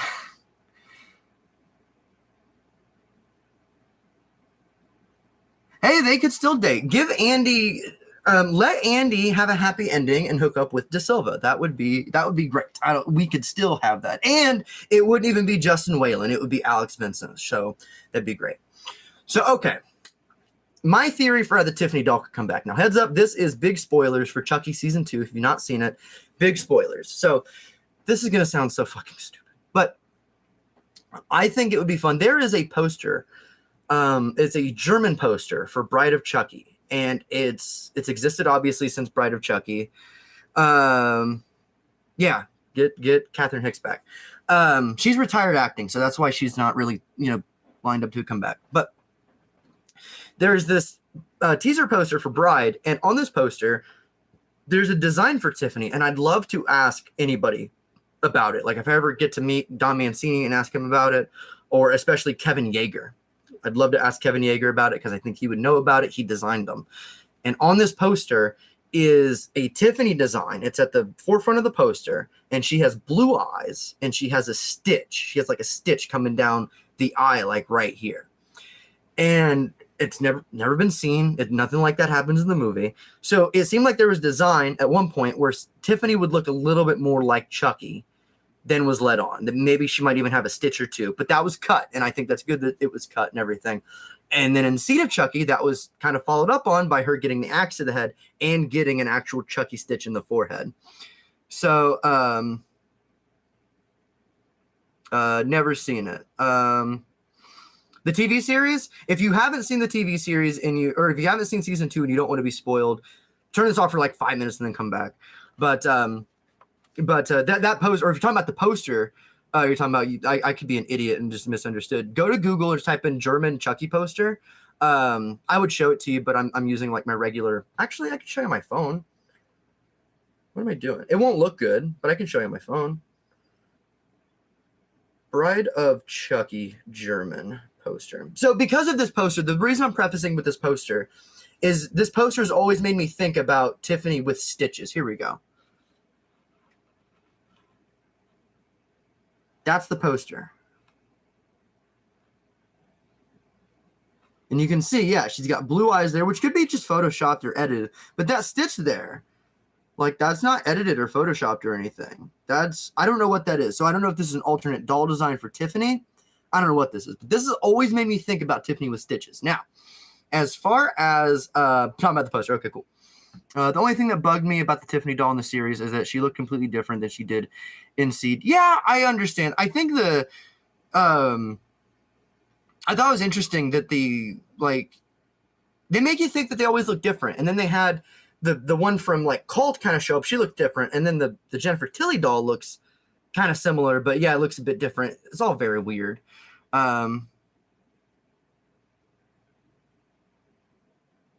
you. I'm glad I bought this webcam. I got this webcam like yesterday, so we're really putting it to use on this live stream. I've been here like almost 2 hours.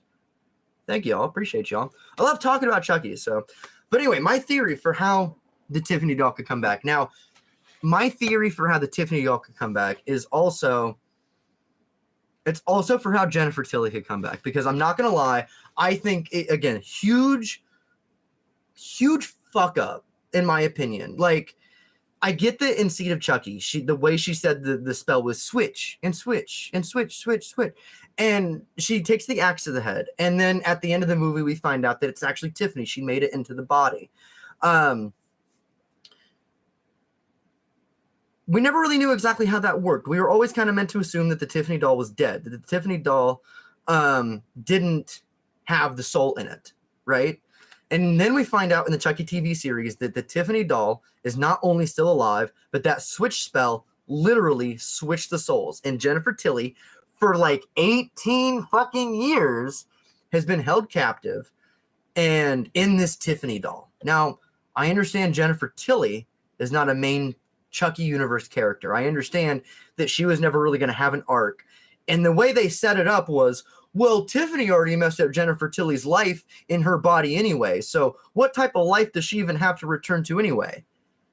Okay, even still, I find it kind of disheartening, for this person to have spent 18 years in the situation to then be brutally murdered in the most violent, nonchalant, goofy way ever.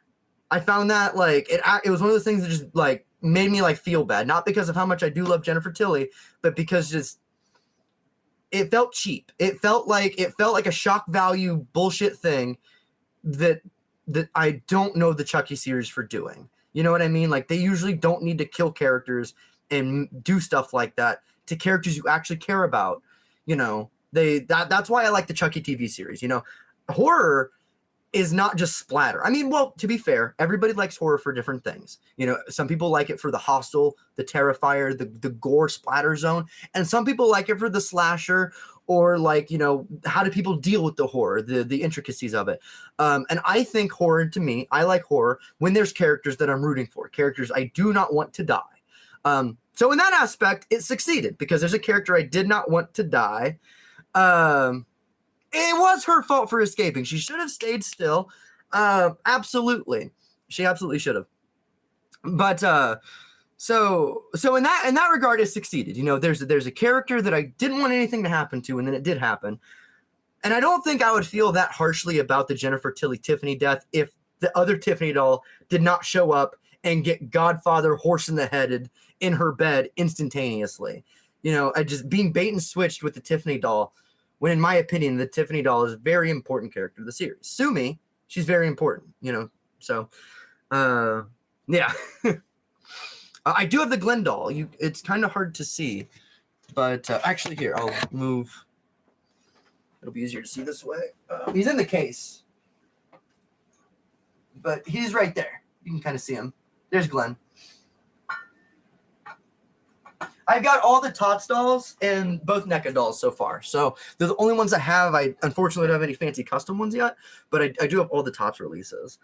That probably could still be alive. I agree. So I've watched that scene of how she exploded, and she fucking exploded really good, and there's a huge puddle of blood. Like, she's absolutely fucking dead. Jennifer Tilly is dead. Chucky's head, yes. Chucky's head, absolutely. They like made a soft mention in Chucky season 1 that Kyle actually killed that head. But for that seed head, which apparently has survived since Bride all the way through to Cult to be killed off screen, I'm not buying it. That head's not dead until I see it blow up or anything like that. It's the same with Nika. It felt thoughtlessness of Don to totally limit one of his actors to being able to move Husk. I agree with that to a character degree. As far as like Fiona Dourif, like Don did say that the reason he wanted to do that is, give Fiona Dourif as an actress something else to do. or like something else to kind of work with. So, but I do agree, it did kind of feel like character suicide for Nika. Like, how much can she do out of that? But I mean, it's also something I guess maybe it's worth pointing out, or not pointing out, but whatever the word is, you know, at the end of season 1, you're like, holy fuck, like she's completely fucked. Like, there's nothing. Like, how the fuck is she going to do anything? And then at the end of season 2, she's actually on the hunt and going after Tiffany and not letting her severe disability like debilitate her ability to hunt an entire woman. So I agree with that. I do think it's a little weird to kind of like shock value do that. And I wish they kind of had a plan for it, because bringing out the robot arms immediately, like seeing people's reactions to the robot arms was really funny, because it is kind of out of left field. But anyway, back to Tiffany and how the Tiffany doll can come back and how Jennifer Tilly can come back. So we know Tiffany in Jennifer Tilly's body, we know she's fucking insane. So who's to say after that doll, you know, did a David on the side of the highway from Bride of Chucky at that semi, she didn't go over and just pick up all these pieces and keep them together. We know that Tiffany is looking for a Belle doll. Tiffany needs a Belle doll. The Belle doll that she resurrected at the end of season 2 was actually a good guy doll in disguise, which is one of the most goofiest, unbelievable things ever. But that's one of those things that's so unbelievable and goofy. I found it really funny. Like, he outsmarted them by dressing like, not only was it enough for Curse for him to hide his stitches, but then he somehow was able to change his entire sculpt and definition to it. Like, and then like he's wearing the dress. The doll is wearing the dress where you can see a little bit of cleavage, but then when Chucky wakes up in it, it's magically wearing the fucking striped sweater up to the neck and everything. That's goofy and funny. Like, again, this is a series about killer dolls. My suspension of disbelief doesn't start and stop at that. So luckily, I'm able to be entertained by it. So you're able to do silly stuff like that. If Tiffany gathered the parts of that Belle doll, and now that the Belle doll that she intended to put her soul in does not work, now the only other option she has is to stitch together, Bride of Chucky style, the Belle doll that she has, which is the existing Tiffany doll. In which case, in order to turn that into a workable husk, it would need to be a body. It's a corpse, so it wouldn't work. In which case, she would need to resurrect Jennifer Tilly in that body and then perform the switch spell with her again. Because if Tiffany stitched that doll together, it would still just be a dead corpse. As far as I understand the rules, and they change every movie and every season. But as far as I understand it, she wouldn't be able to just pop her body into that. So in order to make that body viable after stitching it together, would have to have a soul in it. And the easiest soul to resurrect would be Jennifer Tilly's. So that's kind of my idea for what they could do. They're not paying me. Don, if you want to pay me and add me to the writer's room, I'm available. But that's kind of my theory. And as far as the Chucky head, even if Kyle did kill that head, I could see another way for that specific head to have been resurrected was the spell at the end of season 1. So at the end of season 1, the whole thing is specific good guy dolls will be awoken. Even good guy dolls that weren't there. The good guy doll that was at Lexi's house awoke because it was a part of it, I guess, because it was a matching vessel. So when Junior committed the murder against Devon Sawa and, you know, activated the spell, an innocent killing or whatever, and it woke up all the good guy dolls, I could see that also resurrecting any of the existing Chucky dolls, which at that point, the only one would have been the stitched head from Cult of Chucky, and every other, because we saw every other one get taken out pretty much. There's a couple other Chuckies. I think the drill Chucky from Cult, we never saw what happened to him. He could still be out there. So there, I mean, and then you say these theories, and a lot of people will be like, well, that's stupid. That's not the way the spell works. Again, look, they changed the way this voodoo works every movie, every season. There's always a new thing, a new spell. So again, it might not be the way everybody. The thing that I found about Chucky that I find super interesting about it is everybody looks at the voodoo aspect much differently. You know, some people take it very seriously. They wish it was a more crucial part of it that they took seriously, and some people think it's just, you know, whatever you're gonna get with it. It's voodoo, man. I think voodoo is an interesting aspect to the series because, like, when season 2, right? Like, the voodoo existing proves that spirituality to an extent exists in that world. So I remember at the end of season 2, when it was leading up, and they're kind of like hinting the fact that, oh, there's probably going to be an exorcism with Chucky at some point, and you start to kind of put that together. I was like, that'll be funny. But then after like an episode or two of thinking about that, like coming up, I was like, wait a minute. If voodoo exists in this world and soul transference exists in this world and Chucky dies all the time and comes back and souls exists, then that means an exorcism could totally take place. And then it did. So like the way that episode plays it up is this is all goofy. And then at the end, a real exorcism happens as Chucky goofily flies into the air. It's the same way my brain worked leading up to that point in the season, being like, whatever, good luck with that. And then realizing, wait a minute, by the rules of this universe, yes, that would work, wouldn't it? And it did. So you can always play with stuff like that. You can always play with lore and things like that. I think there's an extent to playing with lore. So like, for example, the thing that nobody talks about in Curse of Chucky, we find out, like, I should wrap this up here. I'm going to try and take Tiffany out of the box and mess with her. Curse of Chucky, it stated that the way that we knew, I'll try and so you can see what I'm doing here. The way that Charles Lee Ray got killed that night, November 9th in Chicago, was that he got cornered by the cops after shacking up with his like prison lover who he had his lover he had imprisoned, or captive is the best word for it, Sarah Pierce. And the cops show up there when he's there. There's 3 separate strings to that night that don't make sense. In Curse of Chucky, it said that Chucky's hanging out there with Sarah Pierce, keeping her captive.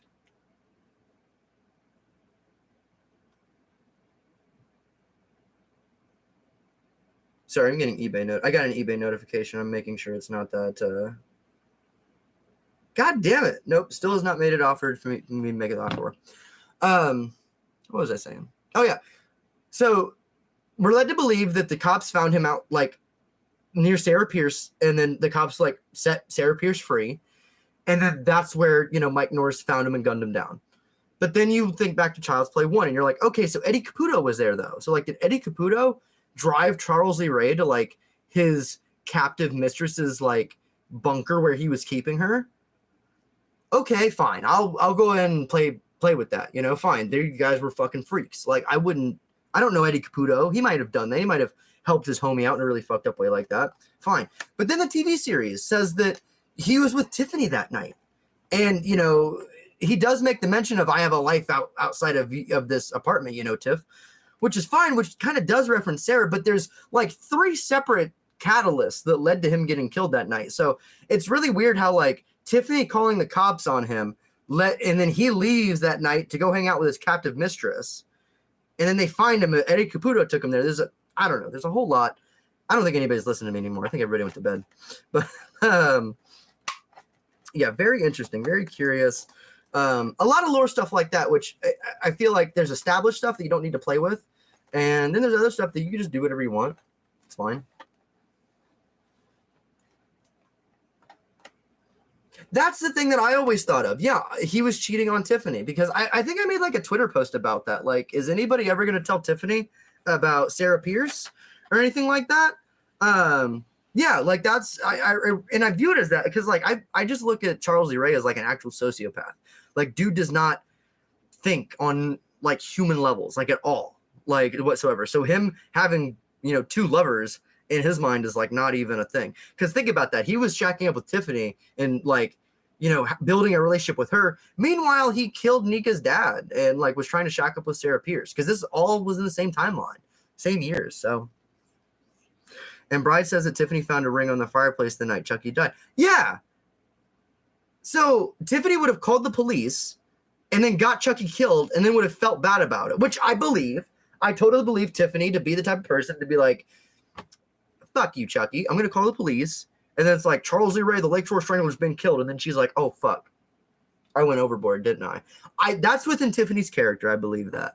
But yeah, you got that fucking ring from Vivian Van Pelt, who we need a backstory on her, damn it, in Chucky season 3. Yeah, there's a whole lot of established stuff that like certain things like that, when you think about it, they line up. But there's other parts of the series that I think you can pull from. Like, and I'm glad that we're not like overtly still playing in Charles Lee Ray's origins. I feel like that sandbox is kind of, we know how he met Tiffany. We have an idea of his sociopathic, escapades of trying to, hang out with her and then hanging out with this captive woman and all that. So, that feels tried upon pretty well. Ooh, this does not feel good to try and take out of here.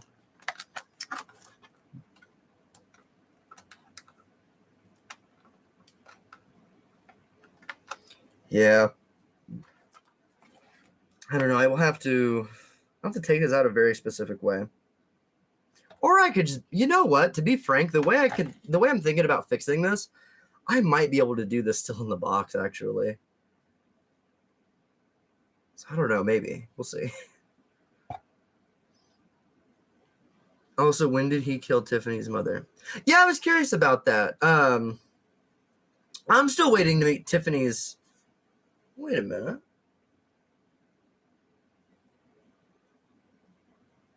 It says like silver streaks in the hair. I think that's I wonder if it's meant to have that or if it's like fading, because I've seen some other NECA Chuckies, like the old box version, the old retro box version. I think on a body like this Chucky here, some of that hair started to go blonde. So I'll have to look at some reviews of this. I don't know if it's supposed to look like that. Yeah, and the sister. I've always that's actually what's her name? Miss Fairchild. Miss Fairchild in season 1. That was my theory as to who she was. Everybody thought she was Glenda. I thought she was a little too old to be Glenn or Glenda. I thought maybe she could be Tiffany's sister. Now that wouldn't make the most sense. Well, now it could actually, because I don't think they established where Tiffany's specifically from. So he was Tiffany. While he was with Tiffany, he was also holding Nika's mom captive. And the night we went to go see Nika's mom, Tiff called the cops. I think Eddie was maybe his Uber driver. Yeah, that's pretty much the understanding of events that I have as well.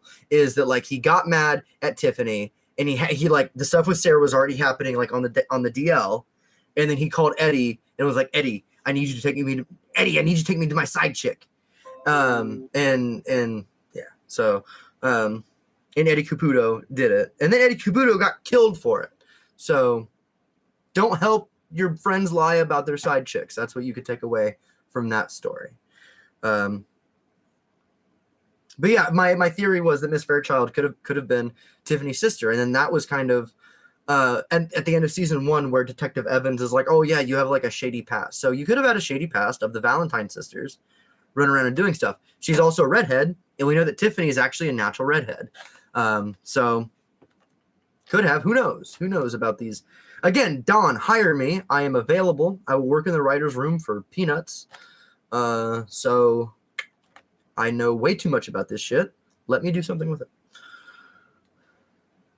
It's blown up on a rat infested den. Oh man, those rats were killed in that explosion too. I also like that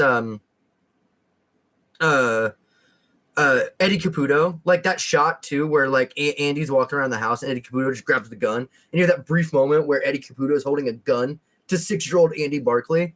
Insane moments. I didn't understand why Tiffany's voice changed in the middle of her first kill with Chucky in the hotel room in the 80s. I think it was like a goofy thing. I think it was just like a self-discovery, self-awakening thing. I think it was just I think that's like the artistic thing. I guess I look at it. I guess like I also look at it with like the real world scope of like they wanted to cross this into Jennifer Tilly, but they knew that I think they could have just dressed Jennifer Tilly up and said, hey, look, she's like 25. I would have believed it. Jennifer Tilly doesn't look a day over 40. So, you know, I would have been fine with it just being Jennifer Tilly, you know, in that sheet of print. That would have been totally fine. But hey, I think that's what it was. I think they were trying to really bridge that gap because, you know, Blasey Crocker would have had to have turned into Jennifer Tilly in a 10-year span. And I think the other thing that I'll kind of give it is that like Chucky's voice is so specific that like Chucky's voice doesn't sound like a normal voice that would come out of somebody's body. So I'm willing to chalk it up that like these weird killer people that like are killers or have this part of themselves that they whatever, once it activates, you know, they can actually grow into that. Now Chucky's different. He killed his mom and he didn't start sounding like Brad Dourif at the age of 9 or whatever he was.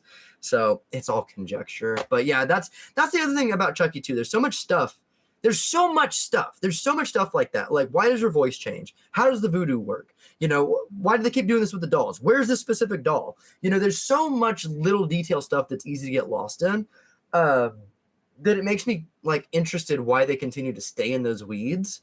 But I think it's fun. And then I think it's cool that they don't always retread the same lines of things, but I do think some of them deserve to be. Like, again, that head in Cult, that head having survived from Child's Play 3 being shredded, to going to Bride of Chucky, to Ascension and being stitched together again, to then somehow being used in Seed of Chucky, to then being survived Seed of Chucky, put back together, makeup over the stitches. That doll goes back to work in Curse of Chucky, reveals the stitches, to be reconnected with Andy Barkley grown up and have half his face blown off and held captive, to have that Chucky killed off screen. I don't think so. I don't fucking think so. And I won't buy it. No chance. No way. I usually don't get like indignant about things because I don't like to be a holier than thou, like, you gotta stick to the lore type stuff. Like, you know, without Don Mancini and the writers, we don't have this stuff. So I'm always open to new ideas. I don't like to be like, it's my way or the highway, or you're getting 0 stars on Metacritic and damn woke culture or whatever people yell about these days. I like to be very accepting of what we get.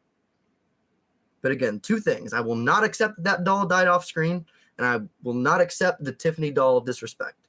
You know, and I think that's fair. We got Glenn back. The Glenn and Glenda erasure is over. Glenda had a whole arc in season 2. I loved Glenda's arc. I thought it was so good, so fun. And I thought it was very heartwarming where they ended up. I thought the fact that they had an arc that ended somewhere where they felt at peace with themselves was like, I thought it was kind of beautiful. I thought it was very good. I thought it was very, very good. I thought everything they did with Gigi was wonderful. So, yeah, Fiona looks a lot like her dad, and it's scary. It's scary. Yeah, I want a Gigi doll, definitely. I have the Glenn doll. He's kind of hidden right there. But yeah, they need to make a Gigi doll. They need to make them immediately. I want Trick or Treat Studios to make my nose is doing that thing again. I don't know what's going on.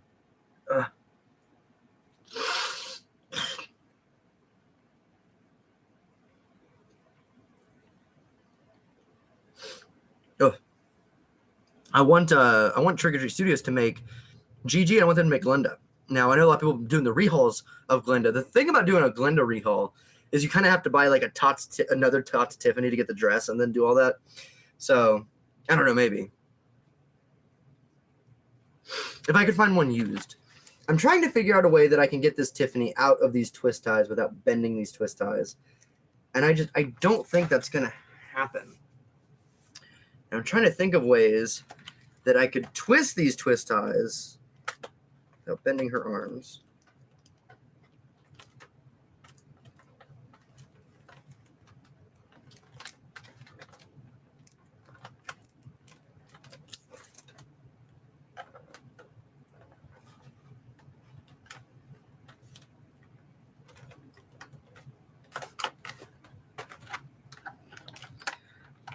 I don't know how much I want to force this. And I could cut the twist tie, but yeah, we're in a weird angle issue right now. Let me just undo that one entirely. All right. Yeah, we're at a weird angle issue where her arms have to go up through the zip ties, but her ass is fat, and where this clamshell kind of goes around her dress, it doesn't really allow for that. So I'd have to kind of go uppy with it. Would it be cool if they introduced a character as the daughter of the voodoo guy? I would be totally cool with that. John, the daughter of Dr. Death, I'd be totally cool with that. I would like to see a connection to that character for sure. I was actually hoping that I would like to see a character, and it seems like we're finally going to get that with Miss Fairchild. But I would like to see a character that, like, believes it. Like, I'm kind of sick of every single... oh, it's Captain! Sorry, I'm going to put this down. Come here, buddy. Ugh. I'm kind of sick of every single adult not believing that the doll's alive, and I really love that we finally have that in Miss Fairchild, that she's like, what happened? In the moment that Jake is like, well, Miss F, do you remember Chucky? And she immediately is like, I knew it. Like, I loved that so much. I'm like, finally an adult with a fucking head on her shoulders. Like, I get that hearing a doll doesn't sound, a doll is killing people is the most, like, you know, sane thing ever. But also, like, if like 20 people are popping up dead and you know the kids aren't doing it, maybe that weird doll that just showed up is doing it. Come here. You're not. There you go. This is Captain. This is my Bubby. He's a big boy. He weighs like 17 pounds. He's my oldest boy, my best boy. Thank you. He likes laps. He likes people. So that's why he came over here. He knew what he wanted. Oh, sorry, buddy. So yes, I think it would be very cool. I don't think, I'm very sorry. I know that this was supposed to be an unboxing of these. But I did unbox them. I wasn't sure if I was going to take them all the way out of the box. I do think this is as far as we're going to get on this tonight. I was thinking about opening the Megatron, but it is almost 1 a.m. So I'm going to wrap this up here in a couple of minutes. This is as far as we're going to get. I will continue to update these if I will be able to reinstall the Tiffany head on this eventually. It's just kind of up in the air whether or not I'm going to be able to remove it from the box to do that or not. But either way, I will do that. If you would like to keep up with how I do that, feel free to hit me up on Instagram at DudeSpooter or Twitter at DudeSpooter. Instagram gets the most photos. Twitter is probably the easiest to interact with. Though, if you message me on Instagram, it might take me a minute, but I do usually respond to those messages. So always down to talk to y'all over there. I'm going to take just a couple of minutes to kind of redo her twist tie situation on the waist and get the box. Sorry, Captain. He didn't want to be scrunched up there, which I understand. So I'm gonna kind of undo this a little bit. But I don't know. I do like the Chucky TV series. I do like it. I very, very much like it. Even though it's not flawless, I'm happy with it. I'm very happy with it. I'm very excited for season 3. At the end of the day, you know, I think it's easy to make fun of Chucky. I think it's easy to make fun of the series. I think it's easy to point fun at it and things like that. But I truly do, in my heart of hearts, think that Chucky is a very special horror franchise. I think that it is one that has persevered. I think it's very special in the sense that every installment has had the hands of Don Mancini and David Kirshner and the same creative force behind it. And over all these years, there's been no reboot, no like divergence, no alternate timeline, none of that. It has been 35 years of consistent, you know, even if not the most groundbreaking story, it is a horror series with, in my opinion, the most passion behind it. You know, somebody like Brad Dourif and especially Jennifer Tilly, you know, Oscar nominees, people that are acclaimed. They don't need to come out and do the Killer Doll TV show. And you know they're not getting paid that much for it, but they are coming out because they love to do it, and they love the series, and they love the reactions, they love the fans, they love us. So I think all of that is so very incredibly special. I could talk about why I think the Chucky franchise is special, but again, it's hard for me to poo-poo on the TV series because no matter how many things the TV series does that are silly, I will always look at it as just a pillar of how folks in Hollywood can create something and work off of passion and want and actually having a love for what you're doing. You know, Don Mancini, he worked on Hannibal. He's had a lot of success, and he doesn't have to continue being the Chucky guy, but he does because he loves Chucky. And I love Chucky too. And I remember a time in my life where when I got into Chucky, like 2007, 2008-ish, you know, Seed of Chucky had come out, and everybody hated it. Everybody at that time, there was no love for that movie at all. And that movie was ahead of its time. If that movie came out today, it would have been so well perceived. That's why the kids, the Gen Zers that have found Chucky, that's why Chucky's surviving and thriving today with the TV series, because these kids have found the series and found Chucky and found these themes that Chucky as a series, it's accepting themes. It's, you can be, it's almost weird. You know, you can be a kid, you can be a guy, you can be a woman, you can be a paraplegic, you can be gay, you can be trans, you can be non-binary. But in this world, that doesn't make you safe. You know, everybody's on the board. So it has inclusivity in the sense of, you know, horror, which I don't know. There's so much to the Chucky series that I think makes it very special. I think it's very easy to wave your hand off at it and say, "See, the Chucky's goofy." I was at a convention recently, and I had my Chucky dolls. I was pushing them around in like a stroller, and God bless the guy. There's a gentleman and his, I assume, wife behind me in a line, and they were like, "Nice dolls." They were talking to me about the dolls and everything, and his wife was real nice, and she was like, "Oh, you're like our first line friend. Here, pick a sticker." And I think I have it up here. It was I don't remember where it says, a Chucky sticker, and I was like, "Oh, cool, thanks." And the guy asked me, he's like, "So what's your favorite Chucky movie?" And I was like, "Well, that's a tough question because I answered that two different ways. I think the best Chucky movie is Child's Play 2, but my favorite Chucky movie is Bride of Chucky." The look on this dude's face, and he looked at me, bold face, and he just said, "Bride? Really?" And I did. That was the end of the interaction. I was the next up in line to do whatever we were doing, and I didn't see the dude after that. So like that was the end of the whole interaction. So there's still that like kind of sense out there that, you know, Chucky needs to be scary all the time. I do agree Chucky needs to be scary, but not only scary. And I think, you know, Bride of Chucky, Seed of Chucky, Curse of Chucky, Cult of Chucky, and then 2 seasons of the TV season or the TV series, more Chucky than not has been on this side of, you know, horror comedy. That doesn't mean you have to like it. It doesn't mean it has to be your cup of tea. But I think that kind of plays into why I'm kind of more accepting of Chucky not being completely scary all the time. And I'm cool with having a type of story or being able to explore characters like Glenn and Glenda and not have to worry about just some blood curdling, you know, stuff. You know, other horror movies out there do that stuff where Chucky is telling a 35-year story. Sometimes I'm okay with the violence and the blood stopping so I can kind of check out what these characters are up to and how they're dealing with these things.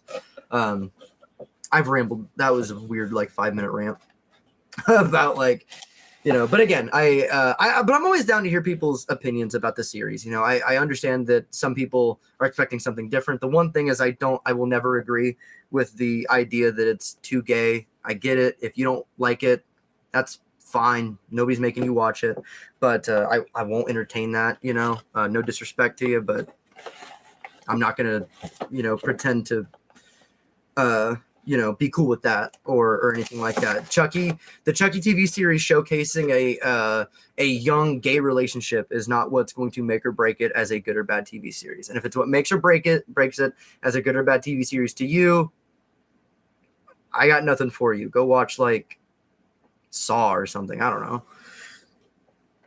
I'm trying to put this head back on. It's not working. Sorry, I was just hanging out in there. But yeah.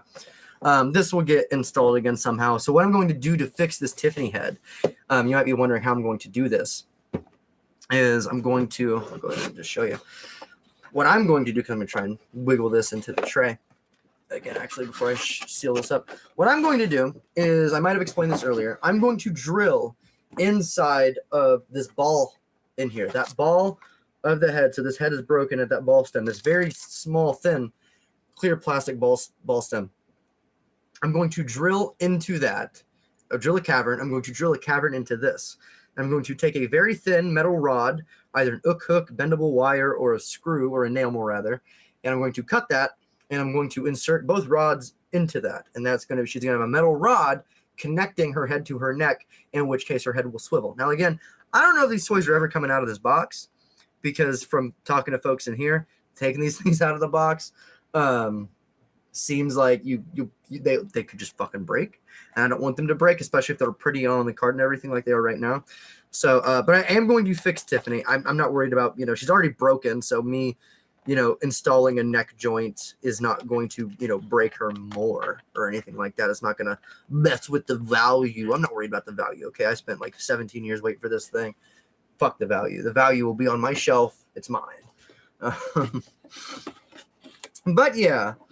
Rambled a bit about the Chucky dolls. Got to talk about the NECA dolls a bit. Got to talk about, you know, maybe some behind the scenes stuff that went on with that. I got to talk about the Chucky TV series. Got to talk to some other folks about it. I'd love to see Detective Mike. I'd love to see Mike Norris. I've met Chris Sarandon, but he's one of the only Chucky actors I don't have his autograph. So I'd love to meet Chris Sarandon again. I think it'd be great. So here's the set, actually. You can kind of see, there's how it's supposed to look in the box. So there at the very end of this, you can see how the set's supposed to look. and everything. Again, I got this for a pretty decent price. I got this for like $120. So for the condition it's in, comes with the box and everything, something I've wanted since I was a literal child, is pretty cool. I'm not upset about the whole Tiffany head issue. And even if I never fix it, she looks just fine. So what are you going to do? But yeah, I hope everybody's liking the series, just because I have my opinions about it. I hope I never want to seem like I'm strong arming somebody into, liking it or anything like that. And by all means, feel free to always voice your opinions on it.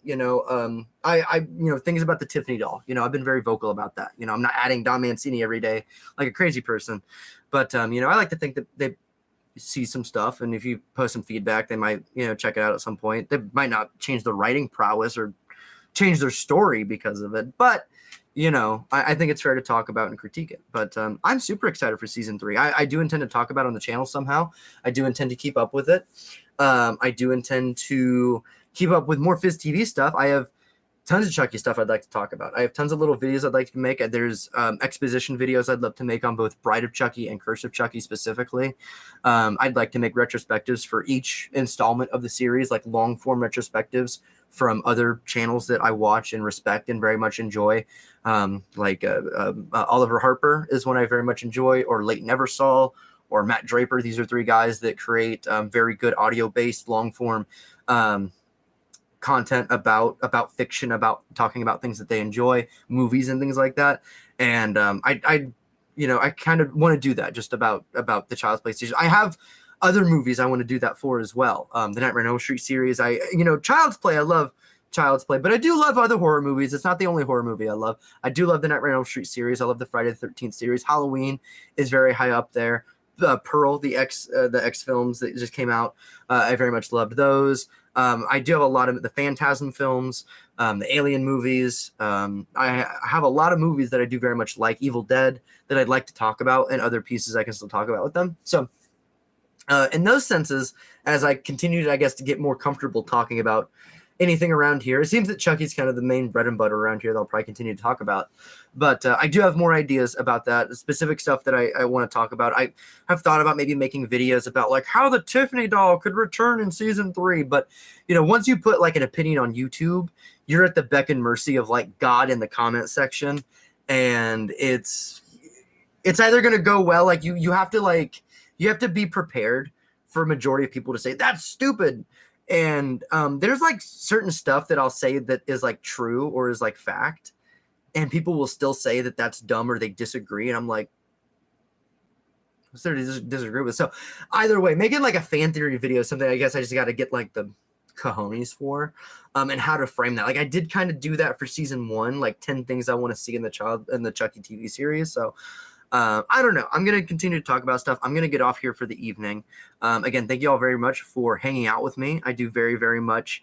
There is no God in the comment section. That's correct stuff. Thank you very much for hanging out. If you're watching this back, I highly doubt it. If you are, sorry for the rambling. If you disagree with my opinions about the Chucky TV series, that's totally fine. Hit me up. Let's talk about it. I'm always down to talk with people who have differing opinions. I think it's totally fine. I think it's differing to say, hey, I feel this way about it. And I think it's another thing to say, this sucks and you suck for liking it. And, but, I think it's totally cool to have discerning opinions about stuff like that. So I think it's very healthy, especially in like this day and age where like movies, like Star Wars discourse, is always like World War III on Twitter. We don't need to talk about that stuff like that. People have different favorites. People are going to watch stuff for different reasons.